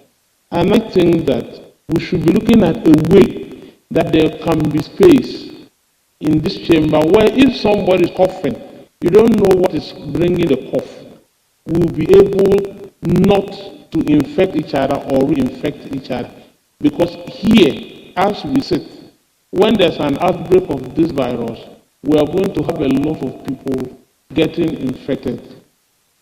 Again, we have to look at our people who are their age is a bit high, like from 65 and above. Because at that age their immune system is low, this virus easily attacks them, and when they attack them, they become more serious than any other person who is at a lower age. Right Honorable Speaker, I will urge the health system, Ghana Health Services, and Ministry of Health to take this virus seriously. Well, we think that it is not here, but we should begin to do differential diagnosis so that we'll be able to isolate it, that we don't wake up one morning and get something like coronavirus that we have in 2019. Thank you very much for giving me the Thank you opportunity. very, very much. Let me go to Etiwa West. I said I wanted to satisfy the ladies first before I come to the men. So Etiwa West. Thank you, Mr. Speaker, for giving me the opportunity to contribute to my colleague's statement. Although the human metavirus is nothing to be panicking about, the HMPV for short, we do need to take it seriously, and we need to be vigilant. So we as leaders, we're on the ground, so we have a direct impact on our communities, our constituencies. We need to work with the local assemblies to promote preventative measures such as hand washing, trying not to shake. I know it's a culture, but perhaps we have to limit shaking of hands or wearing of masks when you feel ill so that we prevent a catastrophe. We'll all recall when COVID-19 started. It was not to worry, not a problem, it's not a big deal, but look how it morphed into catastrophic losses. So we're not trying to create fear or panic, but we do need to be vigilant and promote these preventative measures. And we do need a Ghana Health Service also to implement robust surveillance systems that will do early detection to prevent any crisis. I must commend the Ghana Health System because during COVID, they were excellent in the contact tracing and tracking. And I'm very confident that with this seeming threat, they will also be committed to implement and put in place some robust surveillance systems which will prevent will detect any looming threats and also prevent the crisis. So, Mr. Speaker, we do have a responsibility to be proactive. So that's what I'm basically getting up here to speak about. We have to be proactive and educate, and make the public aware, make our constituents aware of this threat, although it is not, it's been around for years, but it can be deadly in infants, and as my colleague from the majority side said, in the elderly as well. So once we keep the public informed and educated, I believe that we'll be able to prevent any catastrophe that, because we don't want another COVID-19. So thank you, Mr. Speaker, for giving me the opportunity. Thank you very much. Yes, I want to give the opportunity to the first timers. So, yes, honorable member. See, honorable members, the first timers, please don't be offended if I ask for your name and your constituency. We need to know each other so that next time when I see you, I'll be able to call you by your name. So if I call you and ask of your constituency and your name, please don't be offended. Yes. Speaker, if I can have the attention of the Honorable Ricketts, available leader. Yes. While Speaker was speaking, I saw your backbenchers. Him was standing, even when the Speaker was speaking. You have to do some work at your backyard. Please, carry your members along. You must come to appreciate that when the Speaker is speaking, you listen to the Speaker in silence, and that's what our orders say. What do you say to that? Mr. Speaker, I take note of that. I have just arrived. Thank you very much. I believe the orientation Says he just arrived. In what capacity? Is it a... As available leader. as an available leader, he has answered you right. Yes, my brother, let's hear you. Mr. Speaker, thank you for the opportunity. I am Professor Titus Bayo, Lambus constituency. Yeah, and I want to commend my colleague, the Honorable Member for Suhum, for drawing the attention of the nation to this important condition. And I will say that at this time we should call for calm. There is no need to panic because available data suggests that this is not a very deadly virus. But it is important that we strengthen our surveillance systems. And I have every confidence in the surveillance system of the Ghana Health Service, that we've used it for COVID, we've used it for other infectious diseases, and I can say it is almost foolproof. However, I would say that the call for us to adopt preventive measures has additional benefits other than protecting us from this virus. We noticed how during the COVID, in the height of the COVID, when we were all practicing hand washing, social distancing, and the use of the face masks, we had 0 cholera cases in the country and 0 cholera deaths during that period. That is one benefit we stand to gain if we practice these measures. So I want to call on honorable members in this chamber, as a colleague alluded to. When you develop symptoms of any flu, cough, cold, it is advisable to use the face mask, whether you have been treated or diagnosed of any condition or not. And then I would conclude by saying that we implore the health system, especially the diagnostic services, Noguchi Memorial Institute for Medical Research, to improve their diagnosis to see, just in case we have some of these cases lurking around, so they can raise the necessary alert. Thank you very much. Thank you very much. Let me now come to Dr. Mahama. Thank you very much, Mr. Speaker, and thank you for the opportunity to comment on this statement by the Honorable Member for Sukum. Mr. Speaker, the subject matter is very important, and I'll join my colleagues in asking that we treat it with the utmost urgency, because we had similar experience in the case of COVID, where we were asked to stay calm, not to shiver, not to get scared, but we were faced with a catastrophe that was declared as a national pandemic or global pandemic by the WHO. And Mr. Speaker, if the House would note, COVID, based on our experience, has led to over 700 million infections, with over 6 million deaths. The economic cost of COVID to families, individuals, was so huge. The cost of COVID to Ghana was unimaginable and very burdensome. And I think that we will need to take this issue seriously, and my colleagues mentioned about surveillance, but much more important is the need for us to scale up and safeguard the initiative that the former President Nana Addo Dankwa Akufo-Addo took, i.e., we instituted or we commissioned the National Vaccine Institute.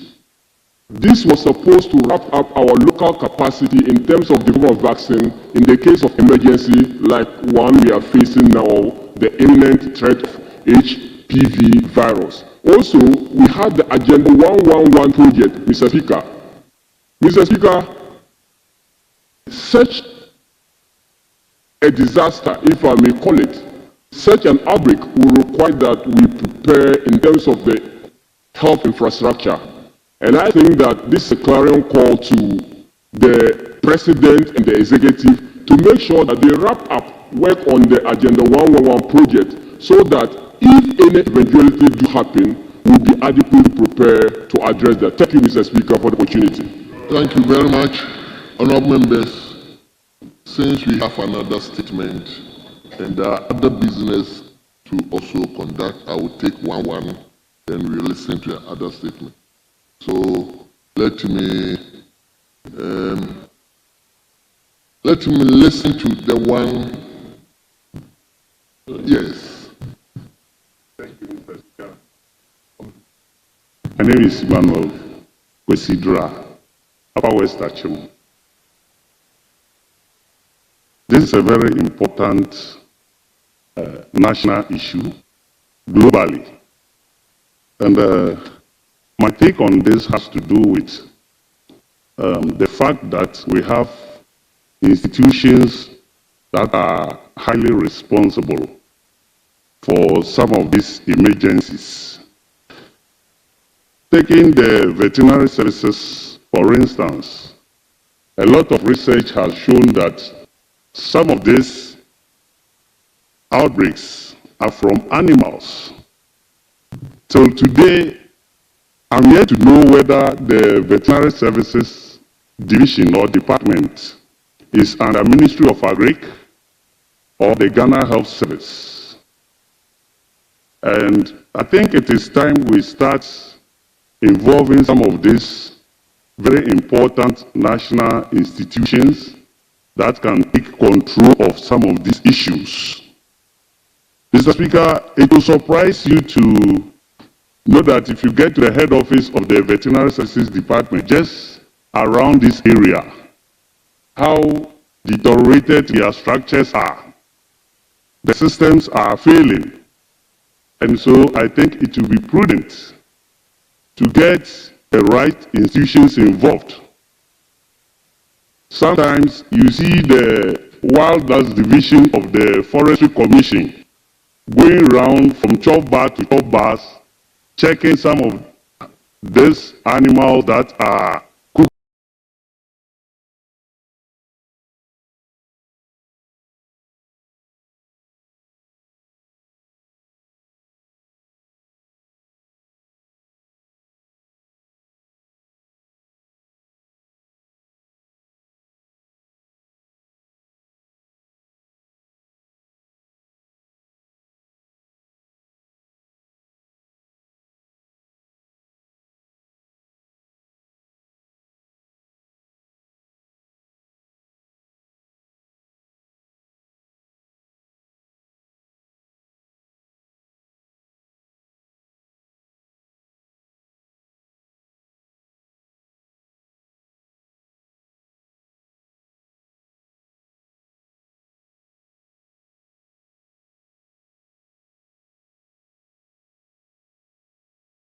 Are these various chop bars? Bearing in mind the effects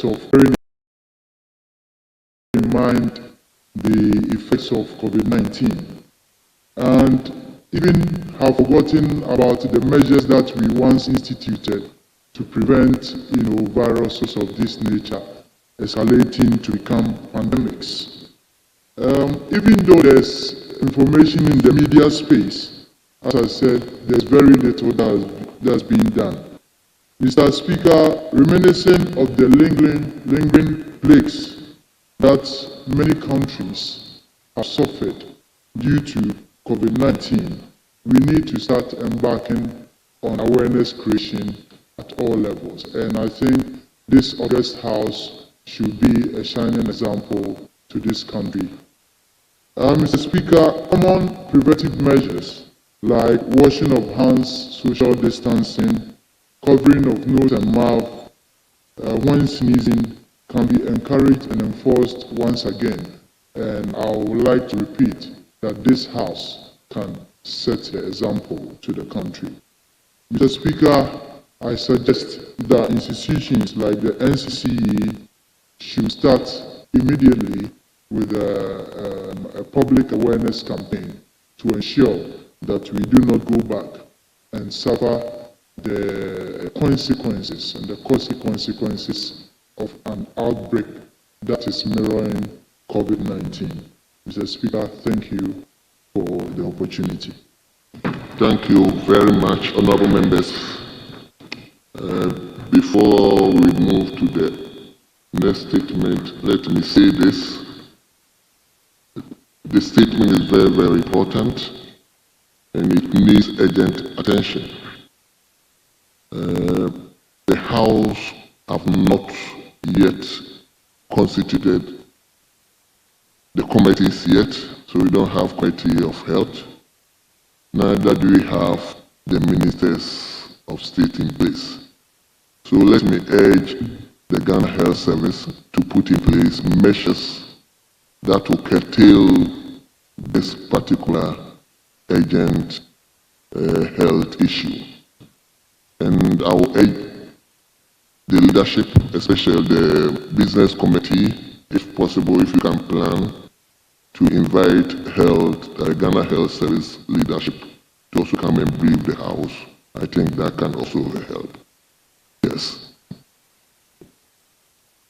Speaker, just to commend you highly for the consequential directives given in the wake of the statement duly delivered by our colleague, and the directives spot on, except to say that, Speaker, in this House, we've always been guided often by some timelines, especially where matters of such importance has come up on the House floor. So I will further plead with you, if you may, we should give some timelines when the Ghana Health Service will be programmed by the Business Committee for them to apprise members duly. Timelines will be of essence, Speaker. Very well. I hope the Business Committee will meet on Thursday to decide the ensuing week. So you are part of the Business Committee. Let me assign you so that you table it at the Business Committee on Thursday so that we will invite the Ghana Health Service leadership to at least come and brief the House, and by extension, brief the nation. Thank you. So, honorable members, we are going to take the second statement, but before then, kindly allow me to take item 9AB, item 9AII, item 9AII, the second report of the Appointment Committee on His Excellency the President nomination for appointment as ministers. So the chairman of the committee may lead the report.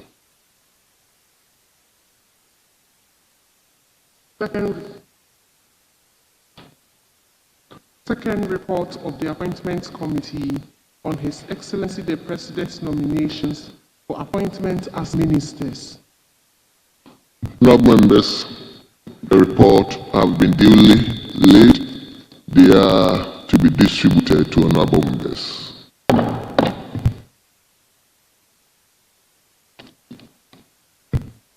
Yes, Chairman. Right Honourable Speaker, I rise on Standing Order 97-2,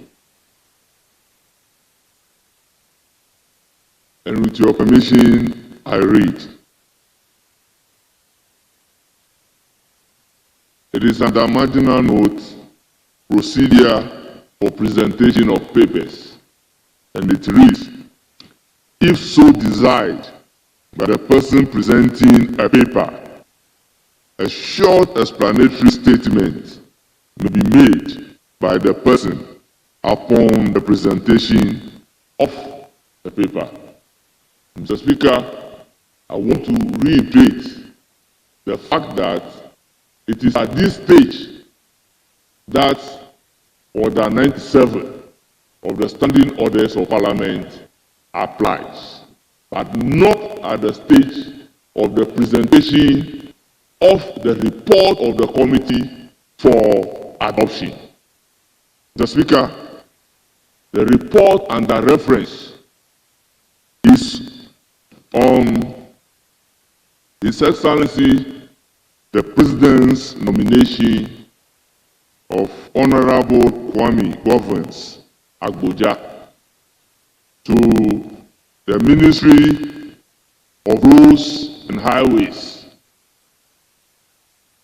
Honorable Haruna Idrisu, Ministry of Education, and Honorable Eriko Poku, Minister Designate for the Ministry of Food and Agriculture.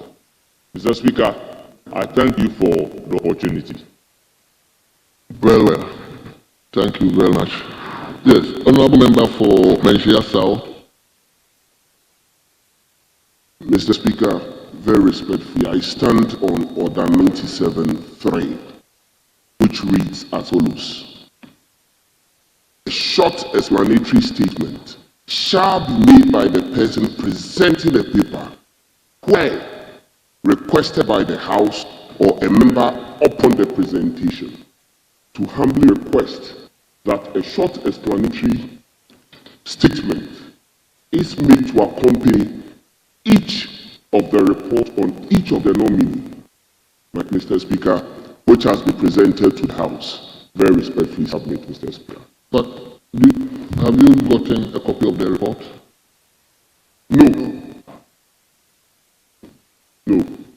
Table.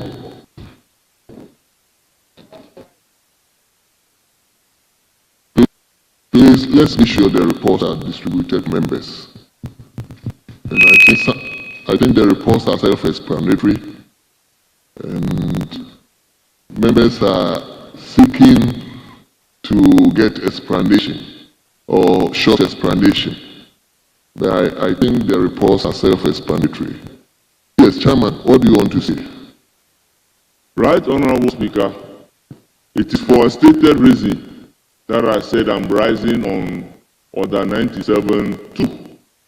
Mr. Speaker, Order 97-2 that I have read to the House means that the person presenting the report, if he so desires, can give a short explanation to the report being presented. Mr. Speaker, that is what exactly I have done. Mr. Speaker, let me use the opportunity to say that fresh members of Parliament should hasten slowly. Mr. Speaker, it is in the absence of the member giving a short explanation to the report and the reference that 3 can be invoked. Mr. Speaker, once the member has given the explanation based on the member's own desire, then 97.3 is no longer applicable, because 97.3 states that a short explanatory statement shall be made by the person presenting a paper where requested by the House or a member upon presentation. In this case, by my own volition, I have offered under 97.2 to give that particular explanation. So it shouldn't be the case that 97.3 should again apply, because once I've exercised my discretion to voluntarily give a short explanation, then 97.3 can no longer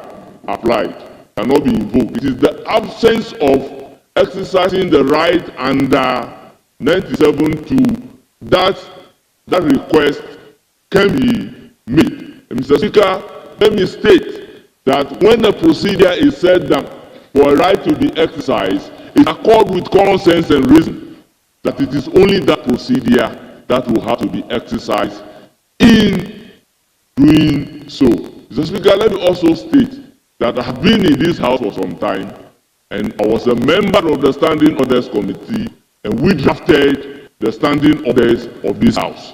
Mr. Speaker, I thank you very much for giving me the opportunity. Yes, Honourable Member for Nhyia South. Mr. Speaker, very respectfully, this is a matter that accords with interpretation of the rules. I once upon a time went to a lecturer of mine,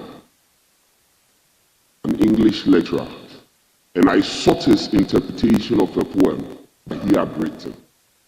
Mr. Speaker, his simple response was that when a poem is written, it is not for the author to interpret the poem, but it is for the world to interpret the poem. It is so with statute, Mr. Speaker. When a statute is written, it doesn't matter who was part in the authoring of the statute. It is for the people to interpret the statute. Very respectfully. So the position taken by the learned First Deputy Speaker, very respectfully, is clearly misconceived. Mr. Speaker, on a true and proper interpretation of Order 97-3, on a true and proper interpretation of Order 97-3, only three circumstances arise. Only three circumstances that an explanatory statement may be made Mr. Speaker, one is where the person very respectfully presenting the paper so desires. In the absence of that, a member may make a request and House may also make a request. Otherwise, 97.3 would have said, 97.2 would have said, 97.3 would have said, subject to. In the absence of the use of the word or the phrase subject to, Mr. Speaker, very respectfully, 97.3 is not subservient to 97.2. They are independent provisions of the standing orders. And so even in the absence of your personal desire, very respectfully, Mr. Speaker, the personal desire of a member will require that to give that explanatory statement. The desire of the House will also require that you give that explanatory statement. Very respectfully. So the statement by the first deputy speaker is clearly misconceived, Mr. Speaker. Honourable members, And it doesn't matter whether or not a person is a first ever. Mr. Speaker, with all due respect, it is trite learning that when interpreting a provision, the provision must be read as a whole. Mr. Speaker, reading Order 97 as a whole, there is an option for the presenter of the paper to give a short explanation. There is also an option that in the absence of a voluntary explanation, short explanation, the House or a member may request the presenter to give a short explanation. That is what Order 97, 2, and 3 is talking about. And Mr. Speaker, in this case, on my own volition, I have decided to give a short explanation after presenting my report. Having done that, it doesn't also presenting my paper. Having done that, it doesn't lie in the ambit of the House to call on me to give a short explanation that I have already given on my own volition. Mr. Speaker, this is the meaning that we can place on Standing Order 97. Mr. Speaker, I'm sorry to say that my friend should take his time and study the standing orders to say that I am misconceived. The clear explanation of the standing order that I am giving is misconceived. Mr. Speaker, the least said about it, the better. Mr. Speaker, I will resist the temptation of descending into certain arenas. Mr. Speaker, I have been in this House for a long time, and I think I should put up a conduct that is worthy and deserve to be emulated, particularly by the fresh members of Parliament. Mr. Speaker, I thank you so much for giving me the opportunity. Yes, Honourable First Deputy Speaker, I think you've given the explanation, only that the tail end of it was a bit. You have already given a short explanation, as you said. He was also coming from the point of view that a member so desire can request for explanation if you refuse to do that. But like you said, you've already done that. My only problem with where it was the last aspect of it. You've been here, we all came to meet you, but it doesn't matter that a first timer may also have his view. So I think we can move on. You have already given explanation to the statement,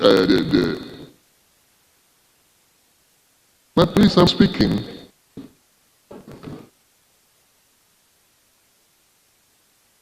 Yes, I'm speaking. So what I'm saying is, with respect to Order 97, the first speaker has already crossed that hurdle. He gave short explanation to it. So I think that one is. So let me, Honorable Dafiamepo, let me hear you briefly, and then I come to hear you move. Speaker, very, very grateful. Speaker, this is a house of records, procedure and rules. Indeed, my brother, upon the submission by the chair of the appointments committee and the Federal Deputy Speaker, insisted that he appropriately invoked 97.3. And the issue is that I was hoping he would have submitted forcefully that there's no evidence of that brief explanatory memorandum being given. I was hoping that he would have insisted that there's no such evidence before the House. But the chairman of the committee insisted that in invoking 97.2, he elected to give that short explanatory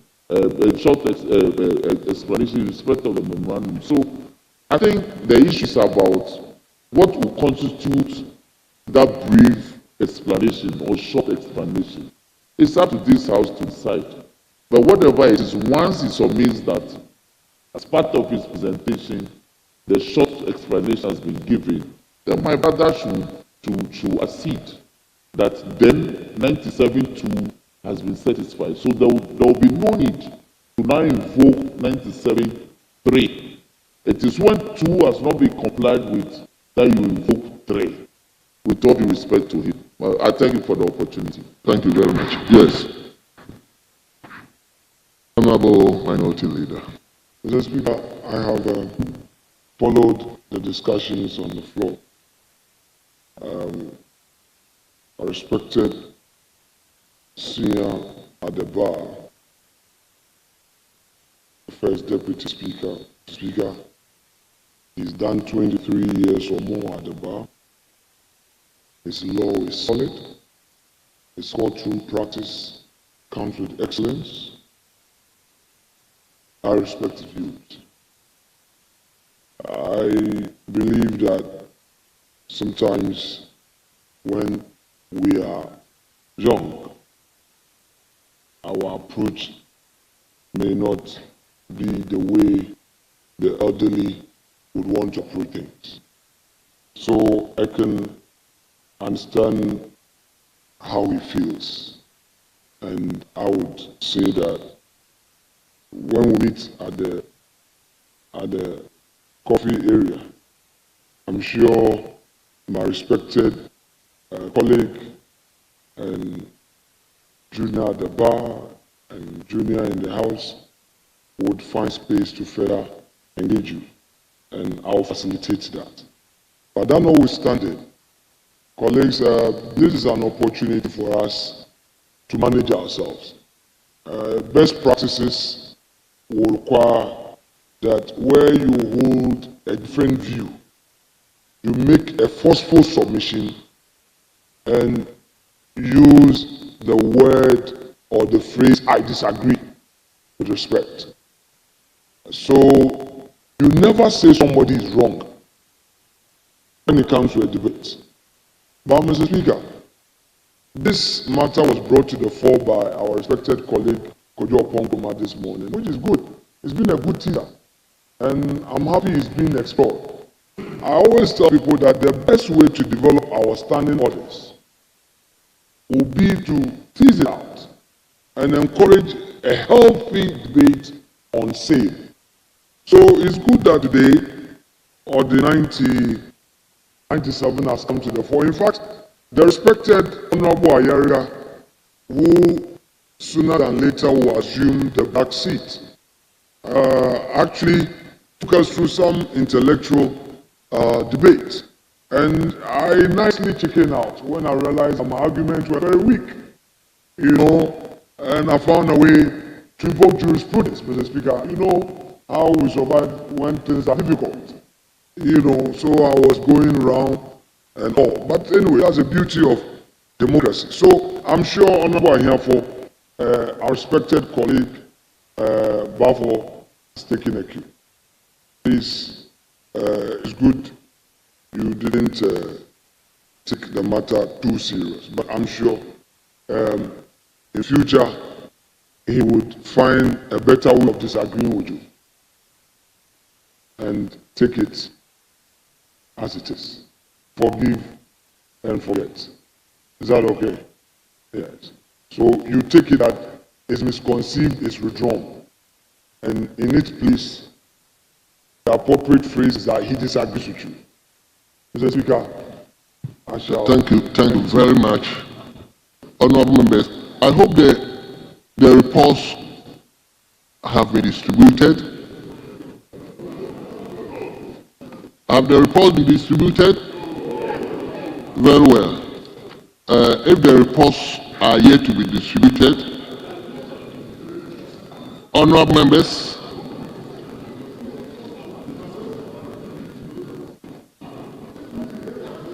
honorable member, you need to catch my eye.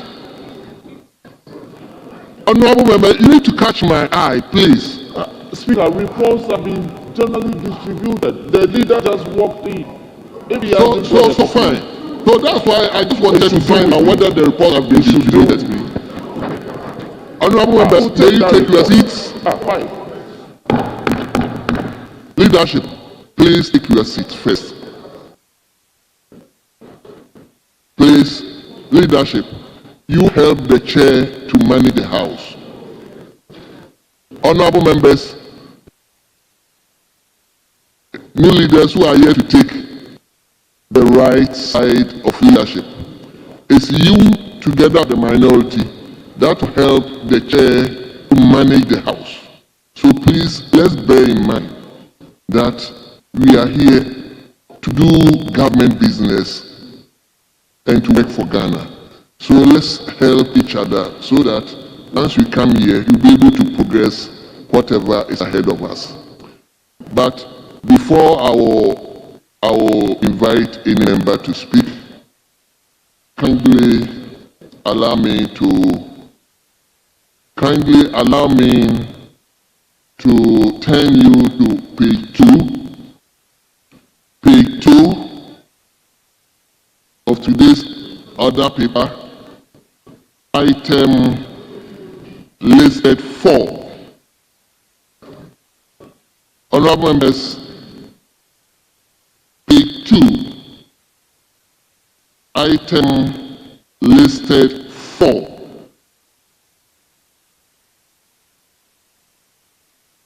Message from the President. We have received a message from the Presidency, of which message I'm going to read to the House. Nomination of ministers for parliamentary approval. In accordance with Article 78(1) and 2561 of the Constitution of the Republic of Ghana, 1992, I submit through you, Mr. Speaker, to Parliament for your prior approval the names of persons attached hereto I intend to appoint as ministers. The nominees' credentials and records of service demonstrate their competence to support the government's agenda and serve the people of Ghana effectively. Attached are their curriculum vitae and supporting documents for vetting. I trust that Parliament will expedite the approval process in accordance with constitutional requirements. Accept, Mr. Speaker, the assurance of my highest consideration. Signed, John Dramani Mahama, the President of the Republic of Ghana. And it was addressed to the Speaker of Parliament, and the names are regional ministers: Posing Charles Luanga for Upper West Region, Joseph Ade Akwabua for Bono region,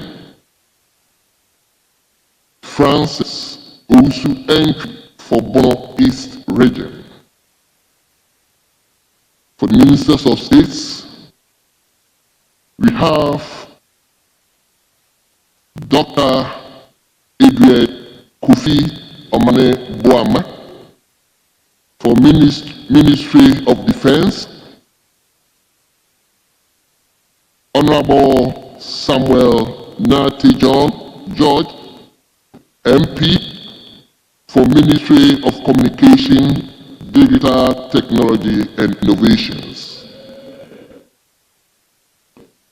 Honorable Emmanuel Ama Ufibua, MP, Ministry of Lands and Natural Resources. Honorable Kofi D. Adams, MP, Ministry of Sports and Recreation. Honorable Abdul Rashid H. Pelpo, MP, Ministry of Labor, Jobs and Employment. Honorable Kwabena Minta Akando, MP, Ministry of Health. Honorable Ibrahim Mutala Mohammed, MP, Ministry of Environment, Science and Technology.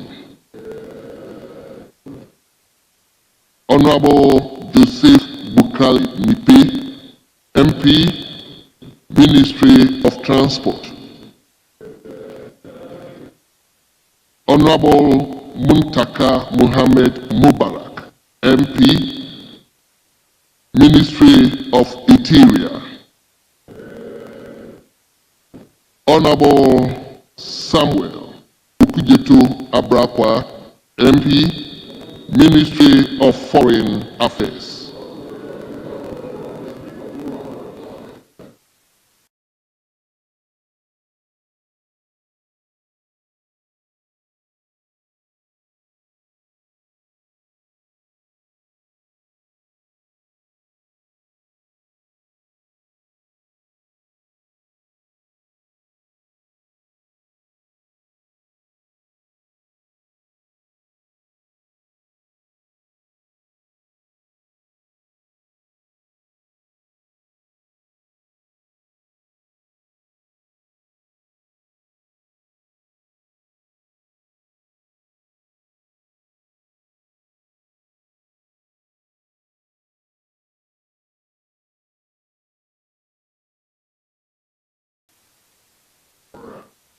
Mr. to the appointment committee for consideration and report. Yes, Minority Leader. Thank you, Mr. Speaker. Mr. Speaker, we appreciate the step taken by you to bring to the attention of the House this communication from His Excellency the President, particularly so when same was signed by him. We note that quite a number of the appointees, the nominees are from Parliament, and we therefore appreciate the work of this chamber. On our side, we want to signal the government that we will treat the nominees on case-by-case basis. Those who disrespect rule of law and encourage violence, we will have to make a case for them to know that violence cannot be used to enjoy democracy. Mr. Speaker, we also disappointed in the choice of the president. There are a lot of women on their side. We've had over 30 women being elected to Parliament from the NDC majority side, in view of the affirmative action posture of the country, we have passed the affirmative action law, and of all these hard-working women, only a few of them have so far been given substantive ministerial appointments. Is it the case that they are matching them for deputy ministerial appointments? That is not right. Our women cannot be second-class appointees. Mr. President must demonstrate his belief in the capacity, the capability, and the competences of our women. And he must demonstrate that. The Nana Akufo-Addo government demonstrated that women have equal capacity as men, and he demonstrated that. He did that in all his appointments, and the records are out there for all to see. Mr. Speaker, this is Greater Accra. This is Greater Accra. A government should have a representation of all shades of opinion.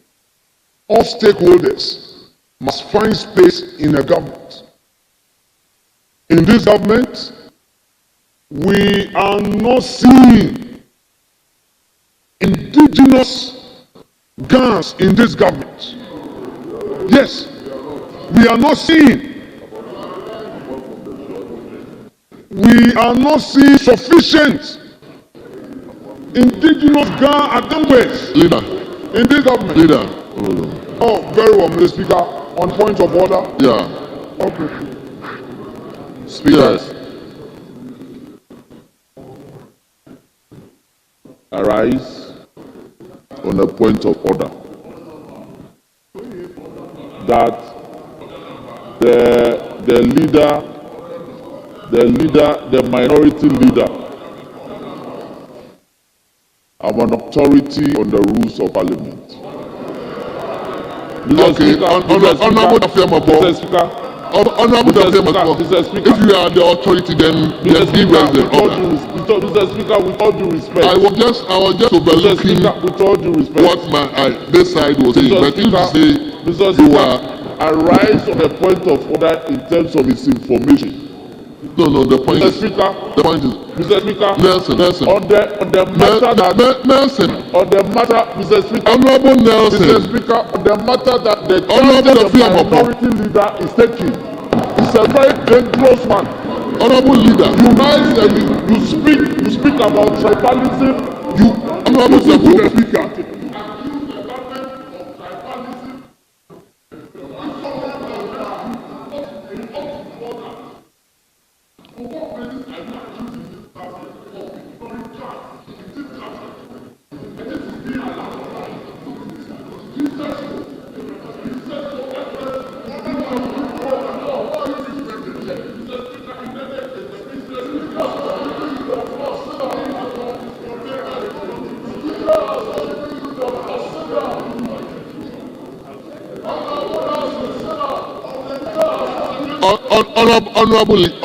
Honorable Dafemabo.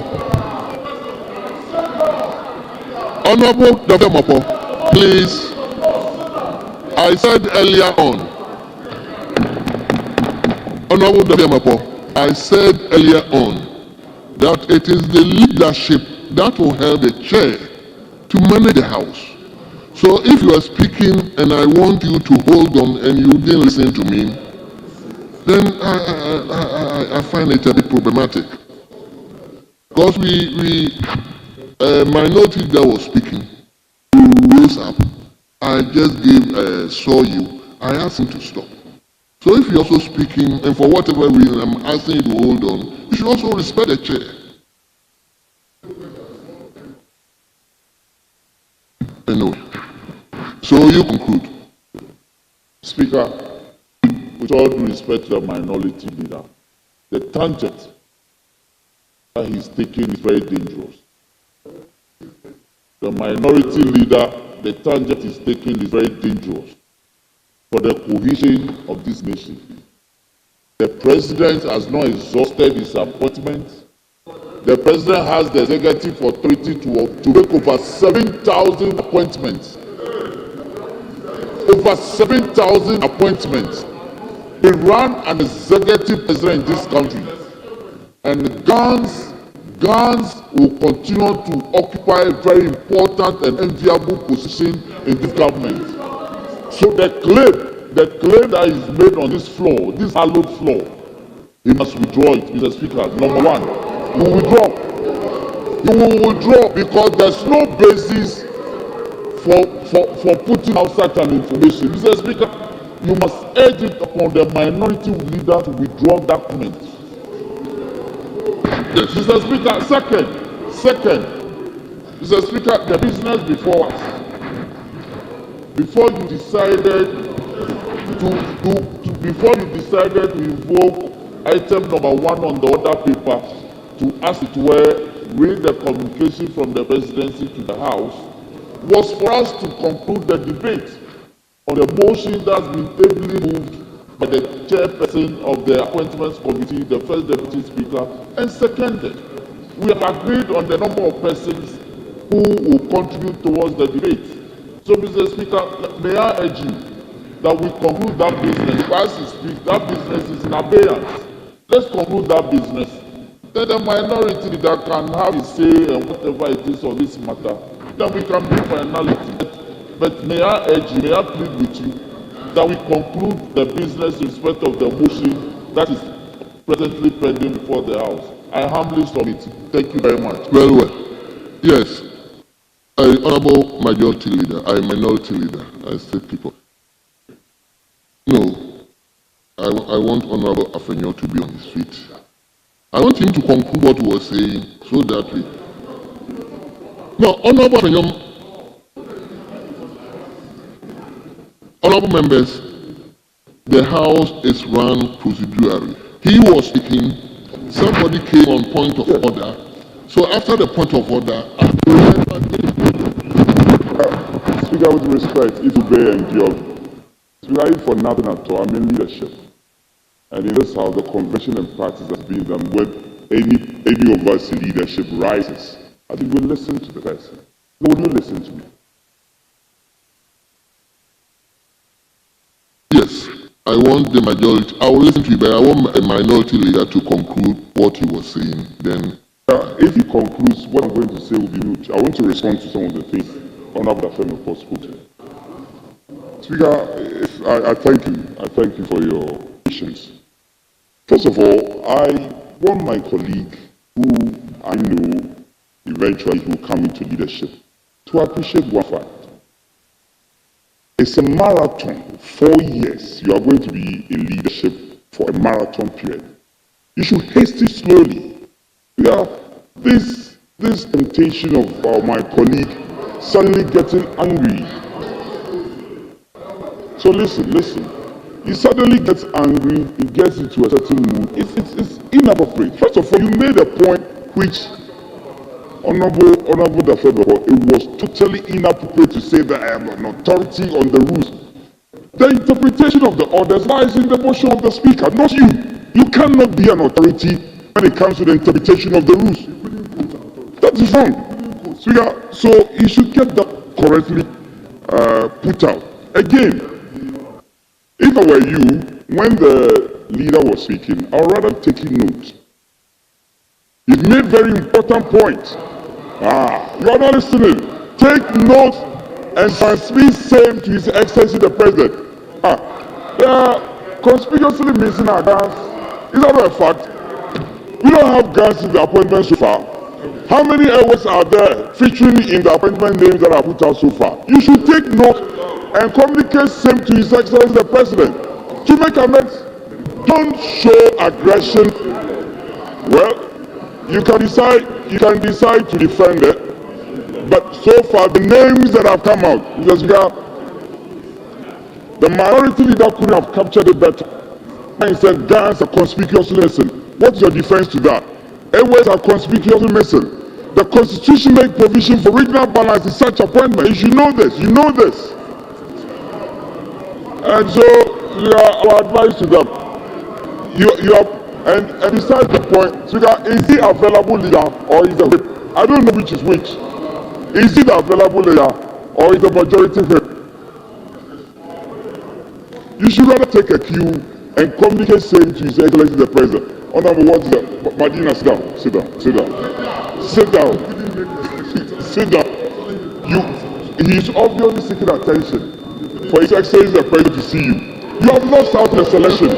What do you want to say? You have lost out. Sit down. You have lost out. The names are out. The guys have lost out. The airways are lost out. You should be communicating this with His Excellency the President. Not defending it. What are you going to say? Stop defending it. It's wrong. Honorable members, honorable members, honorable members, we can take things lightly. At times, if you are not careful, we can also instigate certain actions. I think it is the prerogative of the president to nominate ASAE.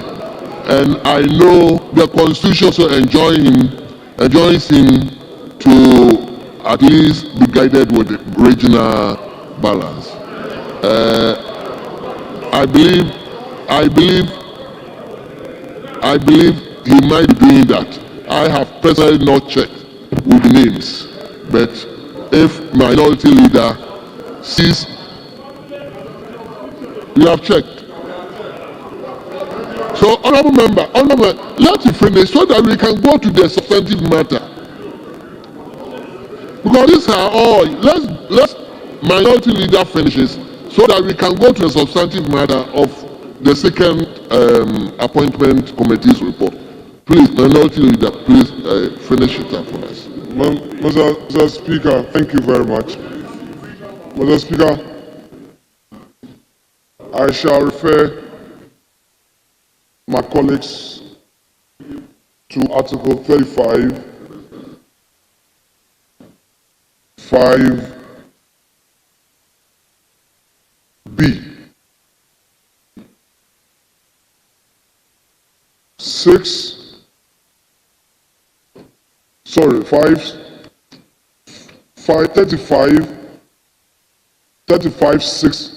6B of the Constitution, 35(6)B, quotes, towards the achievement of the objectives stated in clause 5 of this article, the state shall take appropriate measures to achieve reasonable regional and gender balance in recruitment and appointment of public officers. The states and its government is headed by the president, who alone has executive powers of state. If you read Article 58 of the Constitution,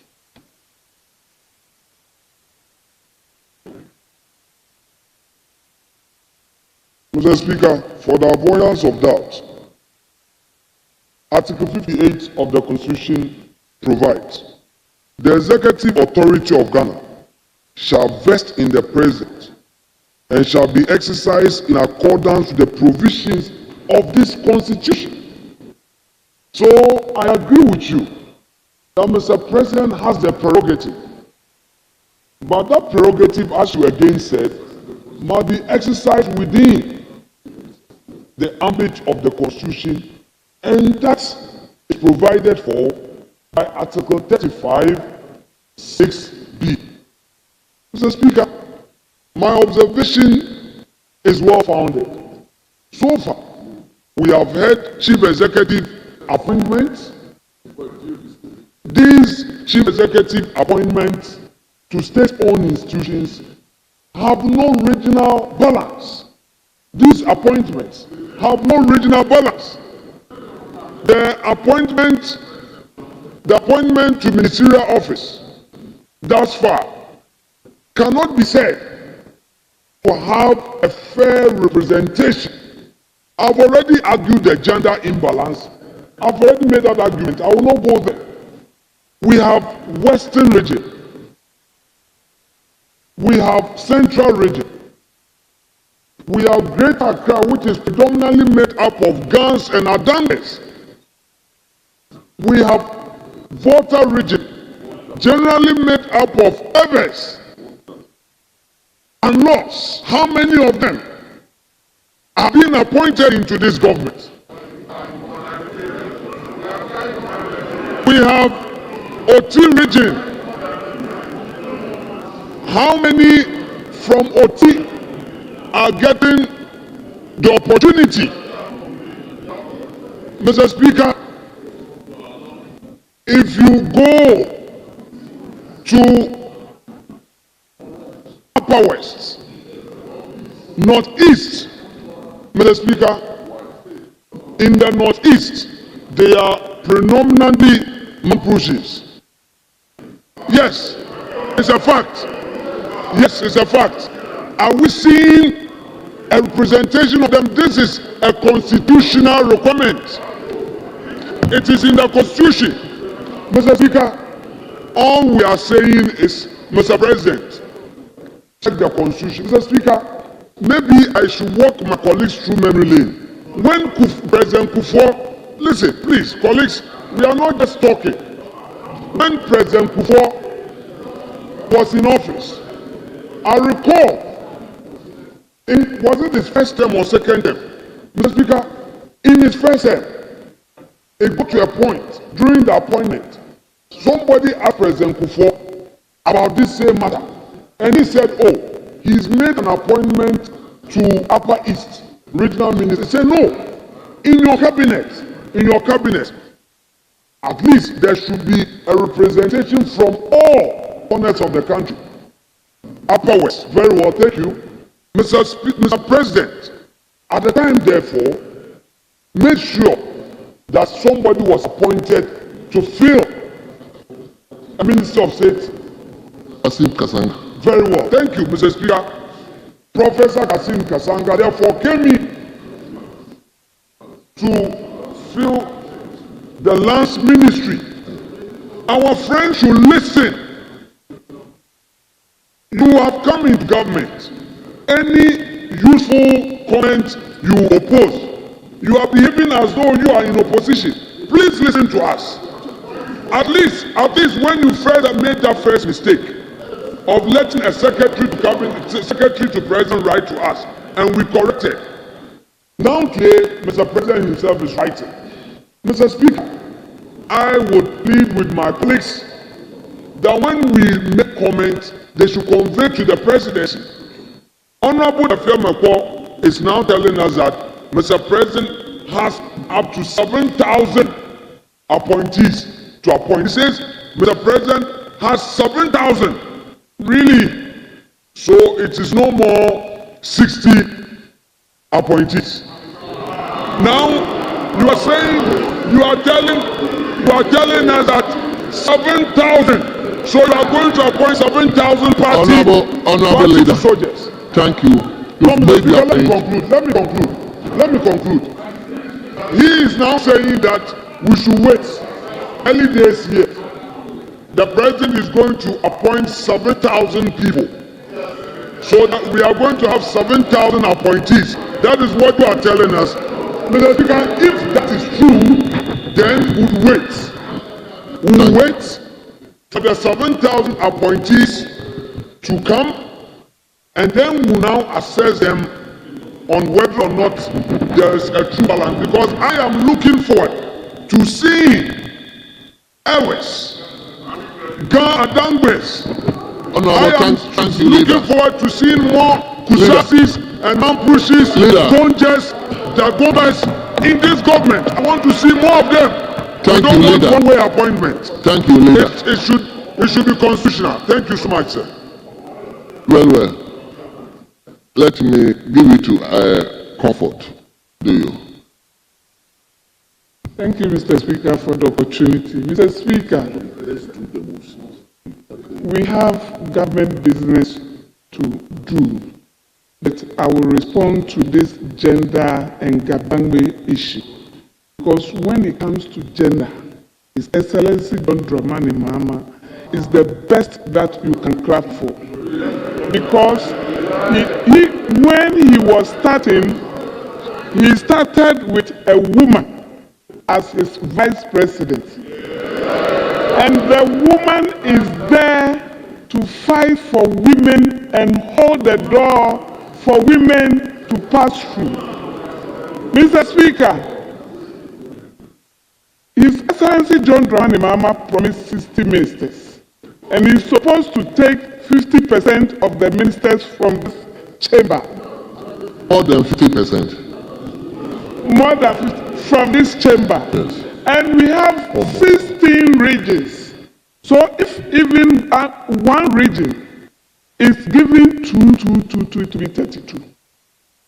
So if every region is given 2, and he has given Greater Accra 2, he has not finished with his appointment yet. What is the big deal? Because Honorable Sam George is Dudley.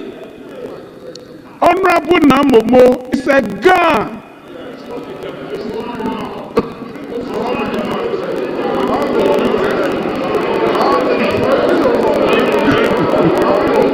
Mr. Speaker. Thank you. Mr. Speaker, His Excellency John Dramani Mahama lives in a Ghan land, and he gives that respect to the Ghans and appreciates the vote he got in the Ghan land, and he's going to do the needful. So please, Mr. Speaker, let me tell you this story. When a woman is disappointed in his husband, you see that he assumes talking, everyday talking, what is not even necessary to argue about, the woman will be arguing. And this is exactly what is happening to the MP. This Thank is you. exactly what is happening Thank you to the very much. MP. Thank Please you. allow government business to flow. Thank you. We have the second batch of the nominees to appoint. Thank And you. the motion has been moved. Mr. Speaker, move straight to the debate. 2 year, 2 year, one leader, making great trade. Finish. So that President Mahama will get the right people to manage this economy for us. We are ready to reset Ghana. And we are in a hurry to save Ghana from the mess they created. So their plenty talk will not do us anything but sabotage the work of government business. We are pleading with them. They have already exhausted their time, and Ghanaians are not happy, and they voted for us to come and work. So they should allow us to work. Mr. Speaker, second issue. Any first deputy speaker, second deputy speaker, we carry them along in this chamber. Mr. First Deputy Speaker, who is Honorable Ahiafo, has been in this house for the past 12 years, has helped the MPP government with their laws, their bills, and he has done a lot to support them. And all this while, we have been carrying all their first deputy, second deputy speakers along. If he has been well trained and respect each and every one in this chamber, doesn't mean we should take his respect for granted. Mr. Speaker, they should respect his leadership. They should respect his leadership. Today, I'm not happy at all because ever since he became the first deputy speaker, all their plans is they will take advantage of his respectfulness, and then yes, that's exactly what they are doing. If they have been well trained, doesn't mean they should take advantage of that and disrespect him. That's what I'm doing. Thank you, Mr. Speaker. Leader, I think the first deputy speaker is fortified enough to go through this. It's part Mr. of Speaker, the they should stop the harassing him. They always want to harass him. They should stop it. the harassment They is, should stop is, it. is Some for of all us of will us. not take it. So- They should stop it because it will tend to another thing. They should stop it.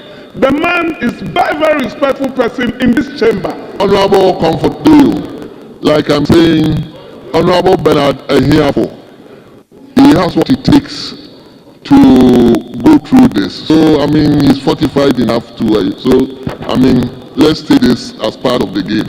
Yes, Honorable Member for Asante Achem Central. Mr. Speaker, I'm grateful. The Speaker said that I rise to ask from the chair for direction, Mr. Speaker. I know there was communication from the President, and the leader got up to make a comment on that. So, Speaker, I'm realizing that we are doing a debate on this, and I'll be very grateful if the chair will direct where we are.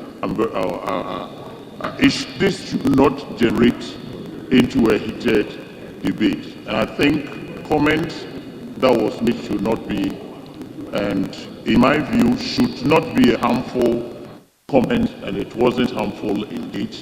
And it has generated into a debate, which should not be. So, Mr. Speaker, it's about time that we curtail this and move on. There are other things that we have to do, and I'll be grateful if we can proceed and end this debate. Thank you. Thank you very, very much, honorable members. I think Honorable Ahmed Dukulu has said the right thing. So we are moving on. Let's turn to page 3, item 12. Item 12, motion by the chairman of the committee.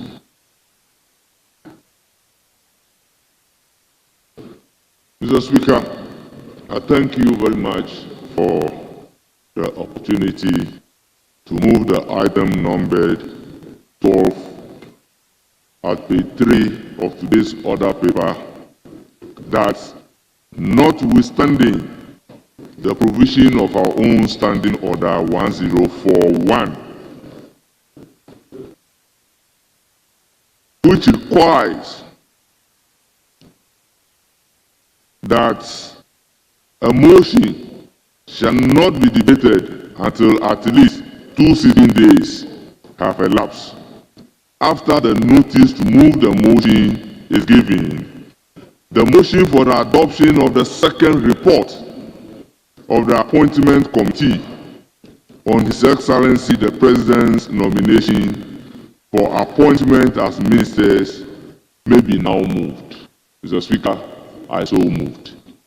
Thank you very much, honorable members. Motion 12 has been moved. Any seconder? Yes, the minority leader. Speaker, I beg to second the motion. Thank you very much, honorable members. Motion 12 is procedural, so I'll go ahead to put the question. All those in favor that motion listed 12 be adopted, say aye. All those against, say no. Honorable members, the ayes have it. The motion is hereby adopted. Now let's take the substantive motion 13.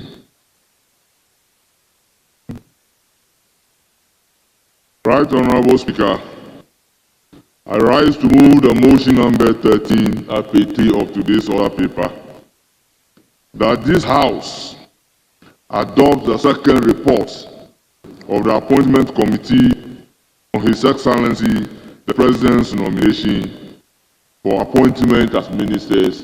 And Mr. Speaker, in doing so, I present the committee's report. Right, Honorable Speaker,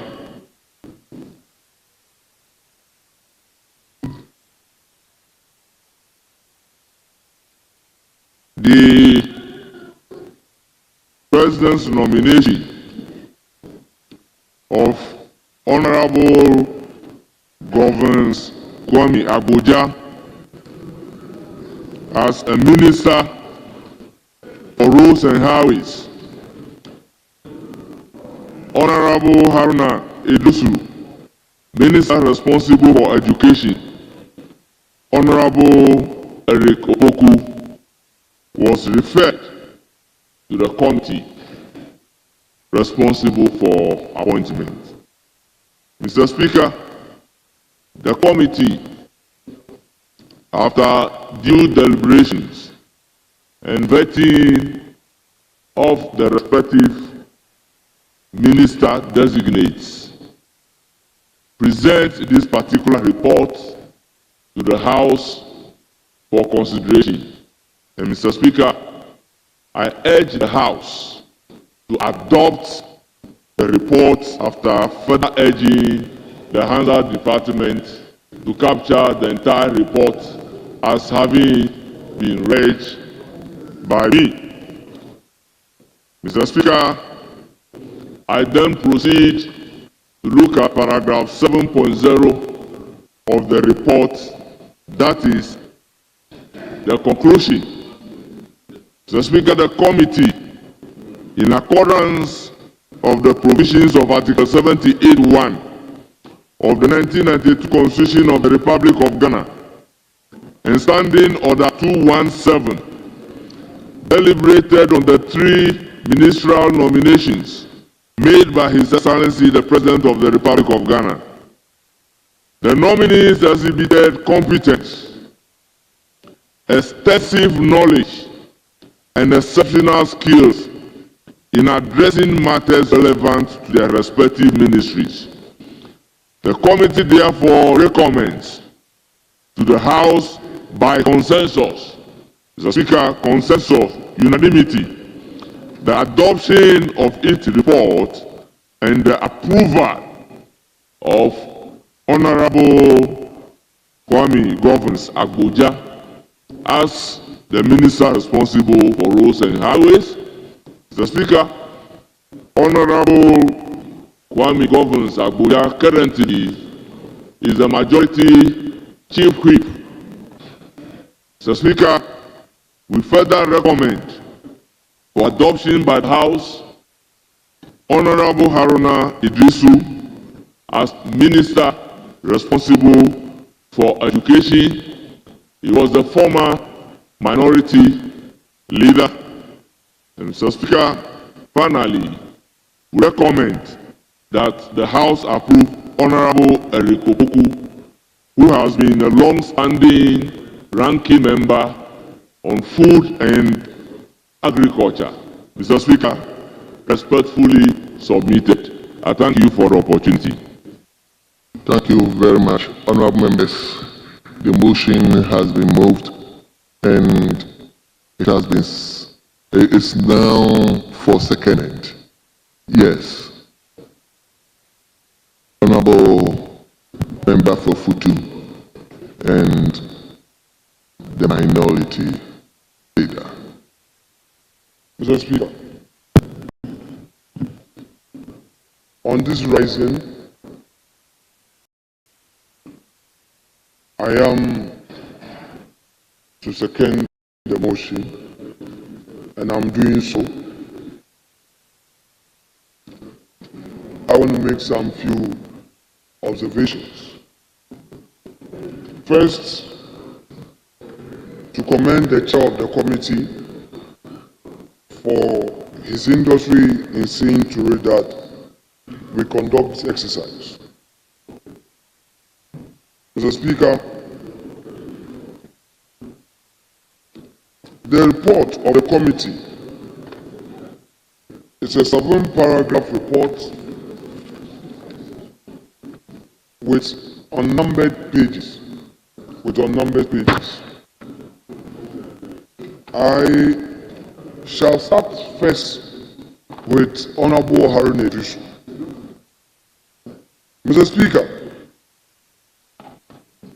Honorable Haruna Iddrisu, an experienced member of the House, distinguished himself during the vetting process, but outside of the House, had some issues regarding some key policy commitments of the NDC in its manifesto. Mr. Speaker, the NDC in its manifesto made a commitment to Ghanaians that it was going to ensure free first-year tuition for our children going to the tertiary. So in other words, parents upon hearing this voted for them, thinking that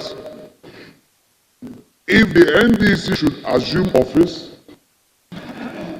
the first year fees will be paid.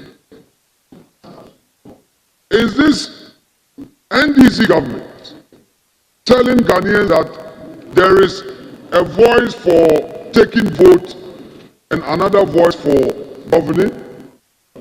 That when they campaign, they say one thing, and when they govern, they say another?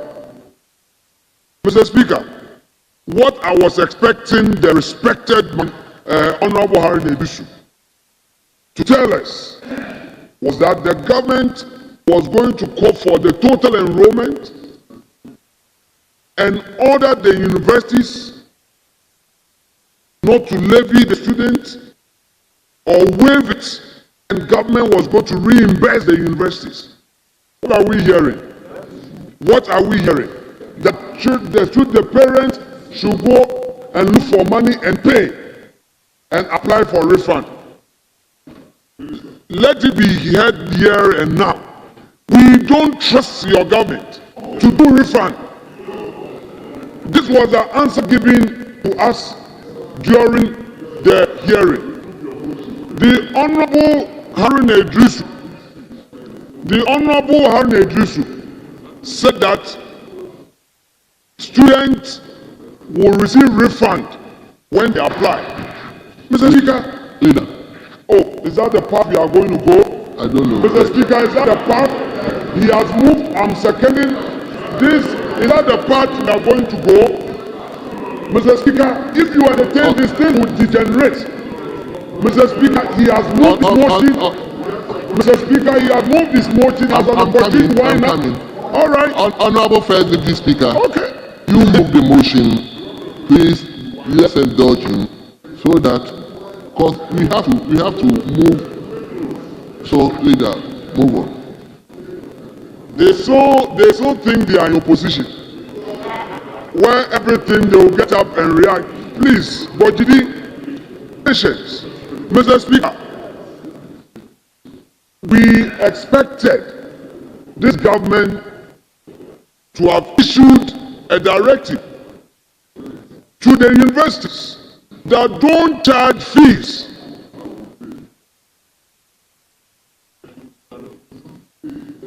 Parents, poor parents, have gone for loans to pay school fees. Poor parents are struggling. Some people have their admission letters. There is no money. They cannot go. And you are telling them that you should pay, so we refund. What of those who will not get the means to go? What you are saying is that if they don't go, you won't pay. Mr. Speaker, is this another form of matriculation policy? Mr. Speaker, this is unacceptable. If the NDC government means business, that it is committed to a social intervention program, such as providing free tuition for first-year students, it should do so. And now, Mr. Speaker, the records of Hansard will testify that when the Akufo-Addo government came into office, free SHS policy was not deferred. Indeed, it was implemented there and now. The very academic year, Mr. Speaker, the very academic year,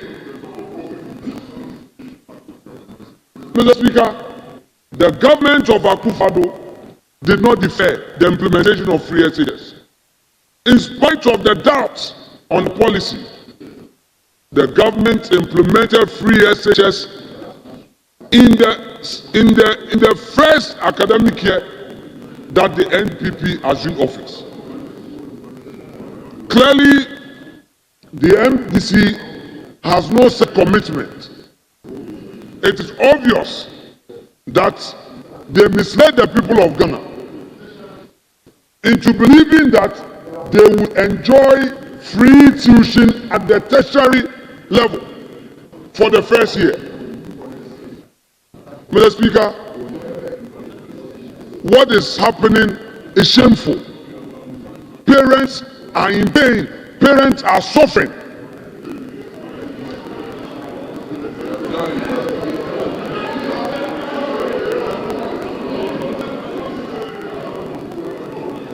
Parents feel misled.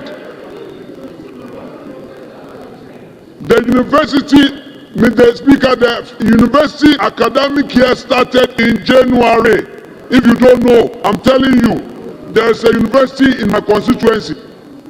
In January, the SSC results, the WASSCE results, came out in December. Students bought admission forms, relying on your first year free tuition policy. They bought the forms. Mr. Speaker, I want this government to conduct a survey in all the universities, all the tertiary institutions. Mr. Speaker, very few students who got admission have so far made it. Very few, because parents cannot afford. Because parents cannot pay.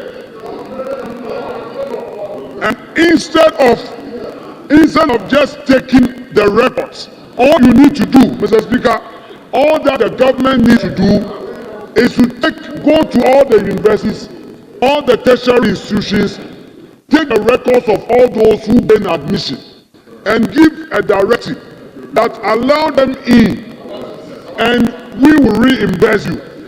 Why do you tell them that the students should pay, and that you are going to refund? Mr. Speaker, what it means practically is that those who are unable to pay, they cannot attend the university. They will stay at home, so that they will add up to the unemployment burden, and then these same people eventually will have no hope, and they may get involved in some thuggery in the country. Mr. Speaker, I want the Minister of Education designate to take immediate steps upon assumption of office to issue a directive to all the tertiary institutions to forward the total enrollment to his office for reimbursement. That would be a true commitment that he is walking the talk. We will hold your feet to the fire. You think you just campaign, so you've gotten it on a silver platter. You will see. You say we are micro minority. You will see. You will see. With time, Ghanaians will see your true colors, and all of us will see your true colors. You will not have it free. We are going to ensure that we follow every single promise made. When you are on the campaign platform, promise it, promise it. Today, you are in government. Mr. Speaker, the second point is feeding at our secondary schools. President John Dramani Mahama promised and said was scripted in their manifesto to the effect that they were now going to release money to the head teachers to buy the food items. We are looking forward to that.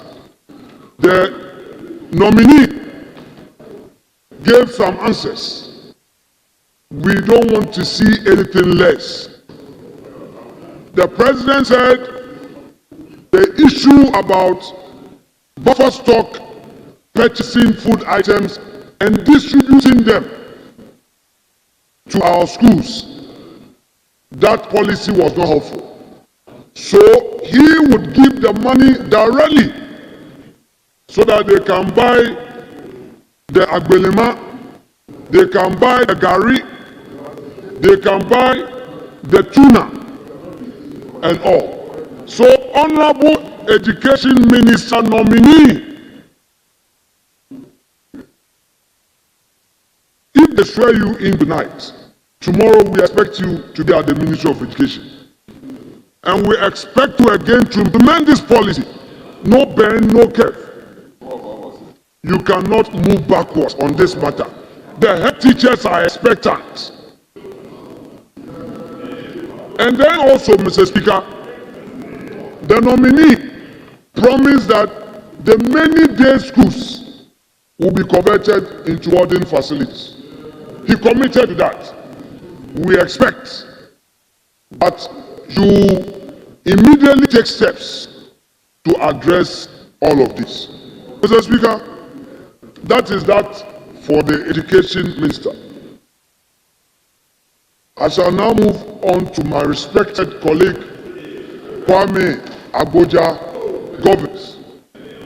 Mr. Speaker, Governs Kwame Agboja told the whole country, and this morning I saw that graphic had captured him on a good front page about the indebtedness at the road sector. What Kwame failed to tell Ghanaians was that yes, there was indebtedness, but many more roads have been constructed.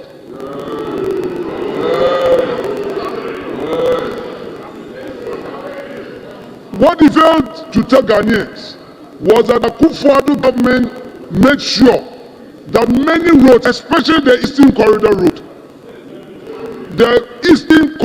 Road, which was abandoned, today travel within the city of Accra, Greater Accra. All of us, we are here in this city. We know how it is to travel, to drive through Greater Accra. We know. La Beach Road was initiated by the Akufo-Addo government.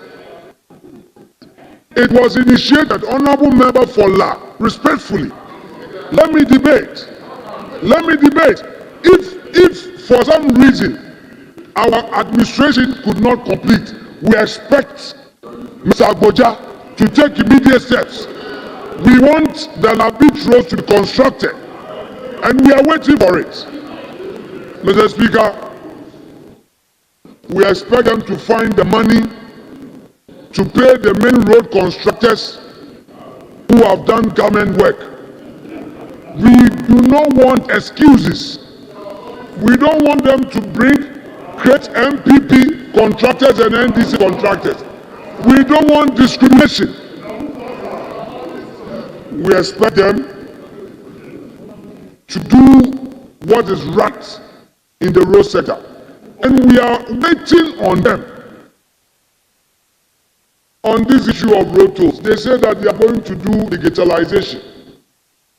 We were of the opinion that they will lessen the burden on Ghanaians when it comes to levies and taxes, because they are committed to it. Now you are going to impose another levy. So, Mr. Speaker, when they remove the e-levy, they are going to look for the money on road tolls. So the value is the same. They claim that they are going to repeal the e-levy law and introduce road toll and even charge more. That is the conflict you are interested in. You are not committed to relieving the Ghanaians of the burden you claim was on the ordinary Ghanaian. I want you, if you indeed committed to the ordinary Ghanaian, don't introduce any road toll. Don't. Kwame Agboja told us that they are going to introduce road tolls. They are going to introduce more levies. they are going to levy the ordinary Ghanaian more. So you take one out, introduce 2 more. You take one out, introduce 10 more. Mr. Speaker, that is not acceptable. For Honorable El Kopoku, Mr. Speaker, I shall conclude on him. He has said so many things about the agro sector. It is one thing being outside, and another thing when you have control. We are looking forward to he implementing all the policies in the agro sector. His records are there. All that he said during the vetting, Hansard has captured. From time to time, he will be asked questions. The commitment he made to the vegetable farmers, the commitment he made to the farmers, poultry farmers, the land tenure system that he says, oh, he's going to introduce something new. We are waiting. We wish him well. We really wish him well.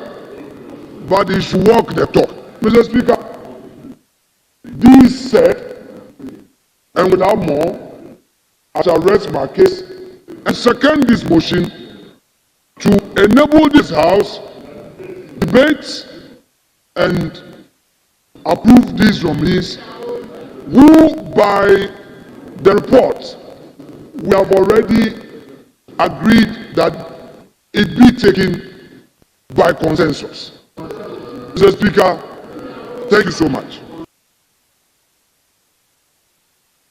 Honourable members, the motion has been moved. The motion has been seconded. It is now before the House for consideration. But honourable members, irrespective of the time the mover and especially the seconder has taken, I want to reiterate the rest of the time. Please indulge me. I wouldn't allow members to go beyond 5 minutes. So I'm giving 4 to each side. Mr. Speaker, I don't want surprises. Mr. Speaker, I don't want surprises. We've agreed 5-5, nothing will change. With the greatest respect, if we do that, it helps all of us. We agreed 5-5 in conflict. Let's go by it. Nothing will change. Very well. Please, don't worry. Don't worry. I will take it. 5-5. But nobody should speak more than 5 minutes. Please indulge me. Because I understand the appointment committee, you have a nominee to even. So please, 5-5. 5 minutes. So let me have the list so that I will start from Honorable Member for Boko Central. Please, 5 minutes. Help me so that we all work around this. Thank you very much, Mr. Speaker.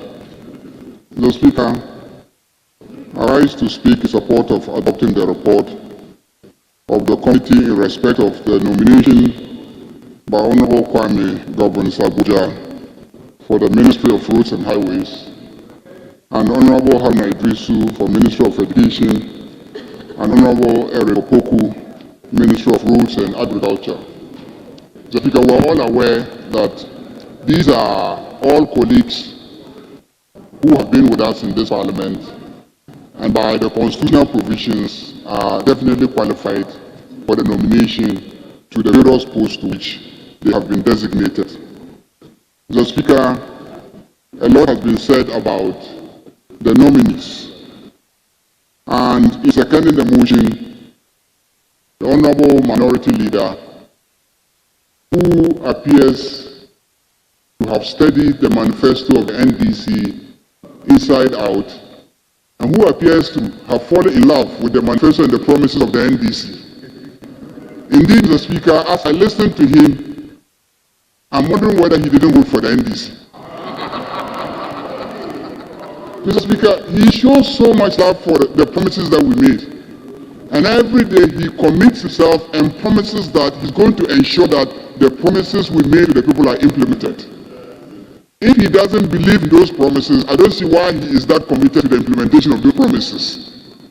So, Mr. Speaker, I am happy to observe that the minority leader has fallen in love with the promises made by the NDC. Let me assure him that we have started implementing the promises. I can tell him on authority that the President John Dramani Mahama has already transferred over 101 million cedis to the secondary school to deal with the purchases that he's talking about. I can show you evidence. I can show you evidence of the transfer. I can show you evidence of the transfer. That His Excellency the President is dealing with the issues in secondary schools. He has directed that food that we had purchased to deal with some other problem, but because of the emergency involving secondary education, he has directed that the rice and the maize be distributed to them. So the schools don't have problem with food. They have enough food. And then in addition to distributing the food to the secondary schools, he has made direct transfers to secondary schools so that they can purchase ingredients that they need to provide food for the students. So we have started implementing the promises because we are people who keep to our promises. Just as we promised a lean government, and we are clearly implementing a lean government. We are promising equity in the distribution of appointments, and we are implementing equity in the distribution of appointments. Thank you. Begin to wind up for me. So, Mr. Speaker, we are not reneging on any of our promises. The Minister Designate for Education is needed at post to deal with the problem of the payment of fees by first-year tertiary education students.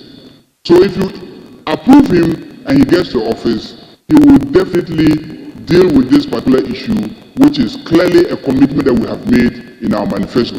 So, Mr. Speaker, on that note, I urge colleagues to adopt the report so that we can give approval to the President to swear in these ministers so that they can hurriedly address the question of the payment of first.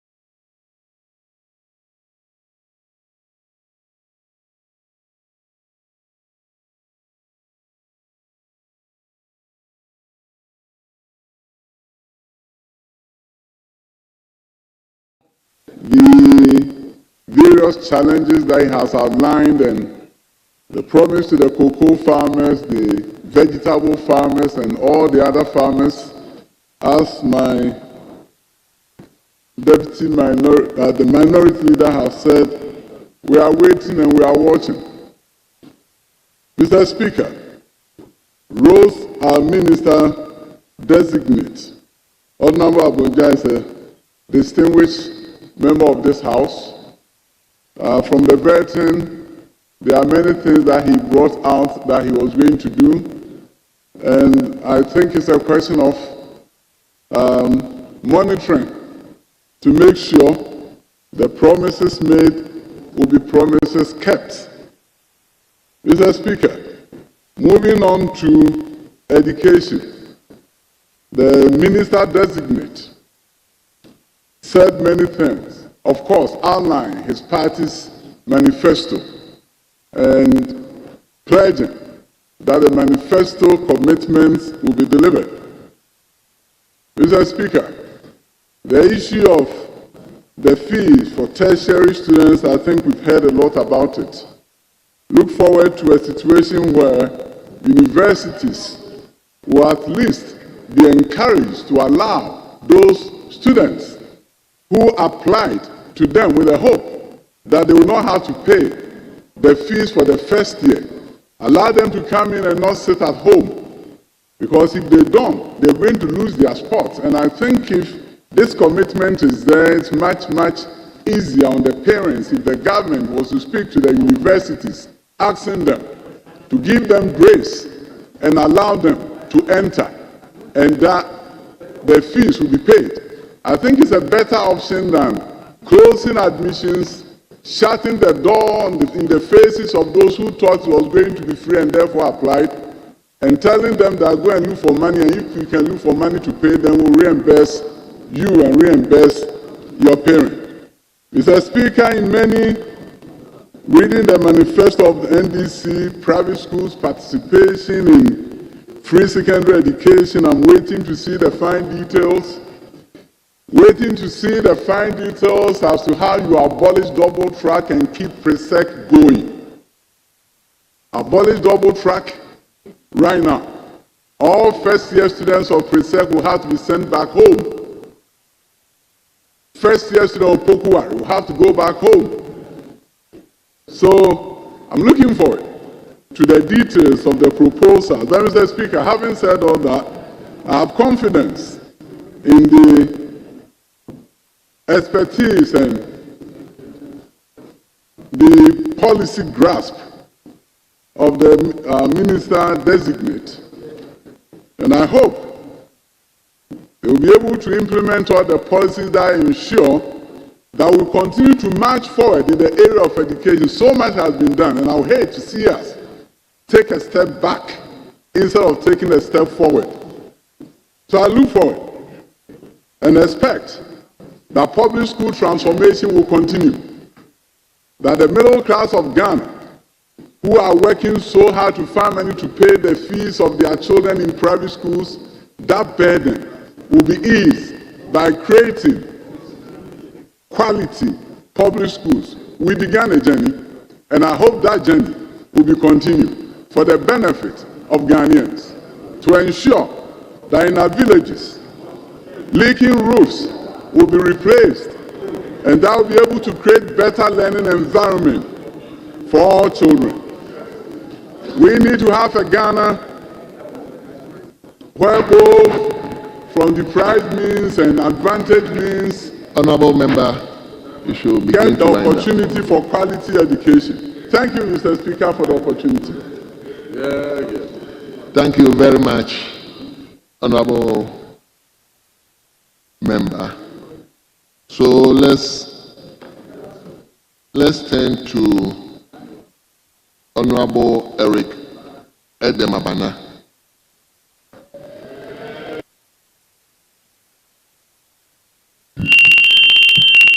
Thank you, Mr. Speaker, for the opportunity.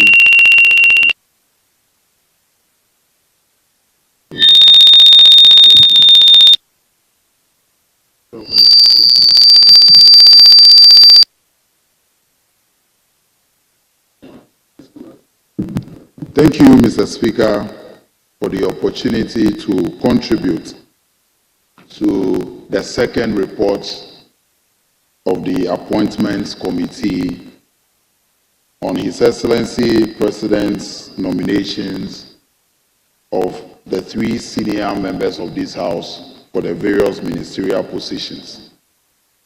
I would want to respectfully begin with the Minister Designate for Roads and Highways. The Honorable Kwame Gavins Abuja,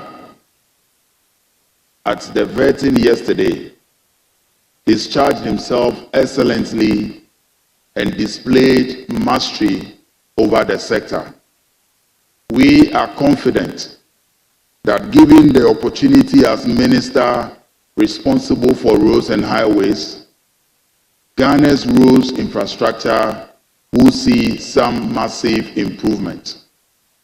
However, Mr. Speaker, it was quite alarming yesterday to learn that the previous government that boasted of constructing about 11,000 kilometers of roads in 8 years, all of that was nothing. Leader. Mr. Speaker, Mr. Speaker,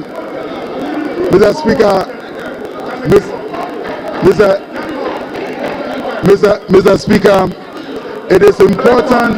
Honorable Eric Edem Abena, have the floor. Mr. Speaker, I would humbly plead with the minority leader to kindly allow me to continue. Mr. Speaker, the previous government made several claims about road infrastructure and the road networks that they constructed. But at the vetting yesterday, it was revealed that less than 700 kilometers of roads were actually constructed. And I think it is important for us to place these matters on record. I am confident that the Honorable Minister Designate, who was a very active ranking member on the sector in the previous parliament, will be able to discharge his duties very well and ensure that all the road infrastructure that we promised the good people of Ghana, President Mohammed's government will see to these roads being constructed, especially the road from Denu to Ho, which also passes through my constituency and also being a mentor and a big brother since his days as a student leader. He was national youth organizer of the NDC, and since he's coming into this August House, we can all bear testimony to the fact that he is an excellent legislator, and all the times that he has held ministerial positions, we have seen how he discharges his duties effectively. I am confident that under his leadership as Minister for Education, the sector will see some real growth and improvement. Mr. Speaker, currently, the education sector is one of the most challenged in this country. As we speak today, one of the things that is of great concern to me as a young person and as the MP for a constituency that can be described as a rural constituency is the fact that there exists a huge gap between rural education and education in the urban centers. Mr. Speaker, I look forward to a day where children schooling in Gbegbekopo Junior High School can make the same grades as children schooling in public schools here in Accra. I look forward to Honorable Haruna Idrisu leading the ministry to bridge that gap, especially, Mr. Speaker, learning that since 1992, he is the first Minister for Education from the northern sector. I believe that should serve as a motivation for us to do our best to bridge that gap. Mr. Speaker, in conclusion, in my concluding remarks, with regard to the Minister Designate for Agriculture, we all know the Honorable Eric Opoku. He has become not only an authority, but an institution on issues of agriculture.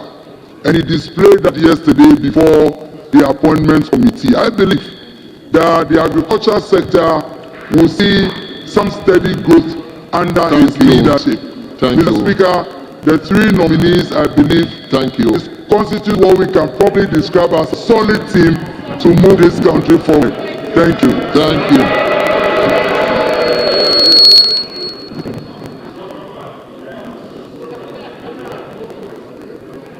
Let me now turn to Honorable Reverend Etim Fodio.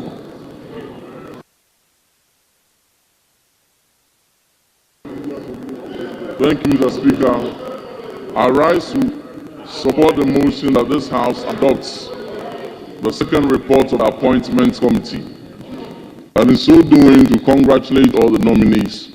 I have every confidence in their ability to deliver, and they can rest assured on our support.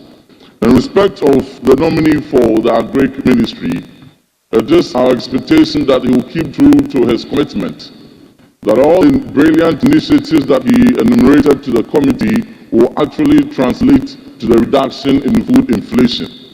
We are also expecting to see how he is going to not renege on his advocacy when he was very vociferous on the other side of the aisle when he was the ranking for Agric Committee on the promise that if they were in power, they would have offered the cocoa farmer 6,000 cedis per bag instead of the 3,100 cedis per bag that our previous government offered our farmers. I wish him well in his endeavors. In respect of Honorable Kwame Abuja, he articulated a lot of competence and demonstrated his knowledge and experience in the built environment, and we're hopeful that he will translate those experiences into the new portfolio that he's been appointed to. However, his commitment that even though their government is going to initiate new projects,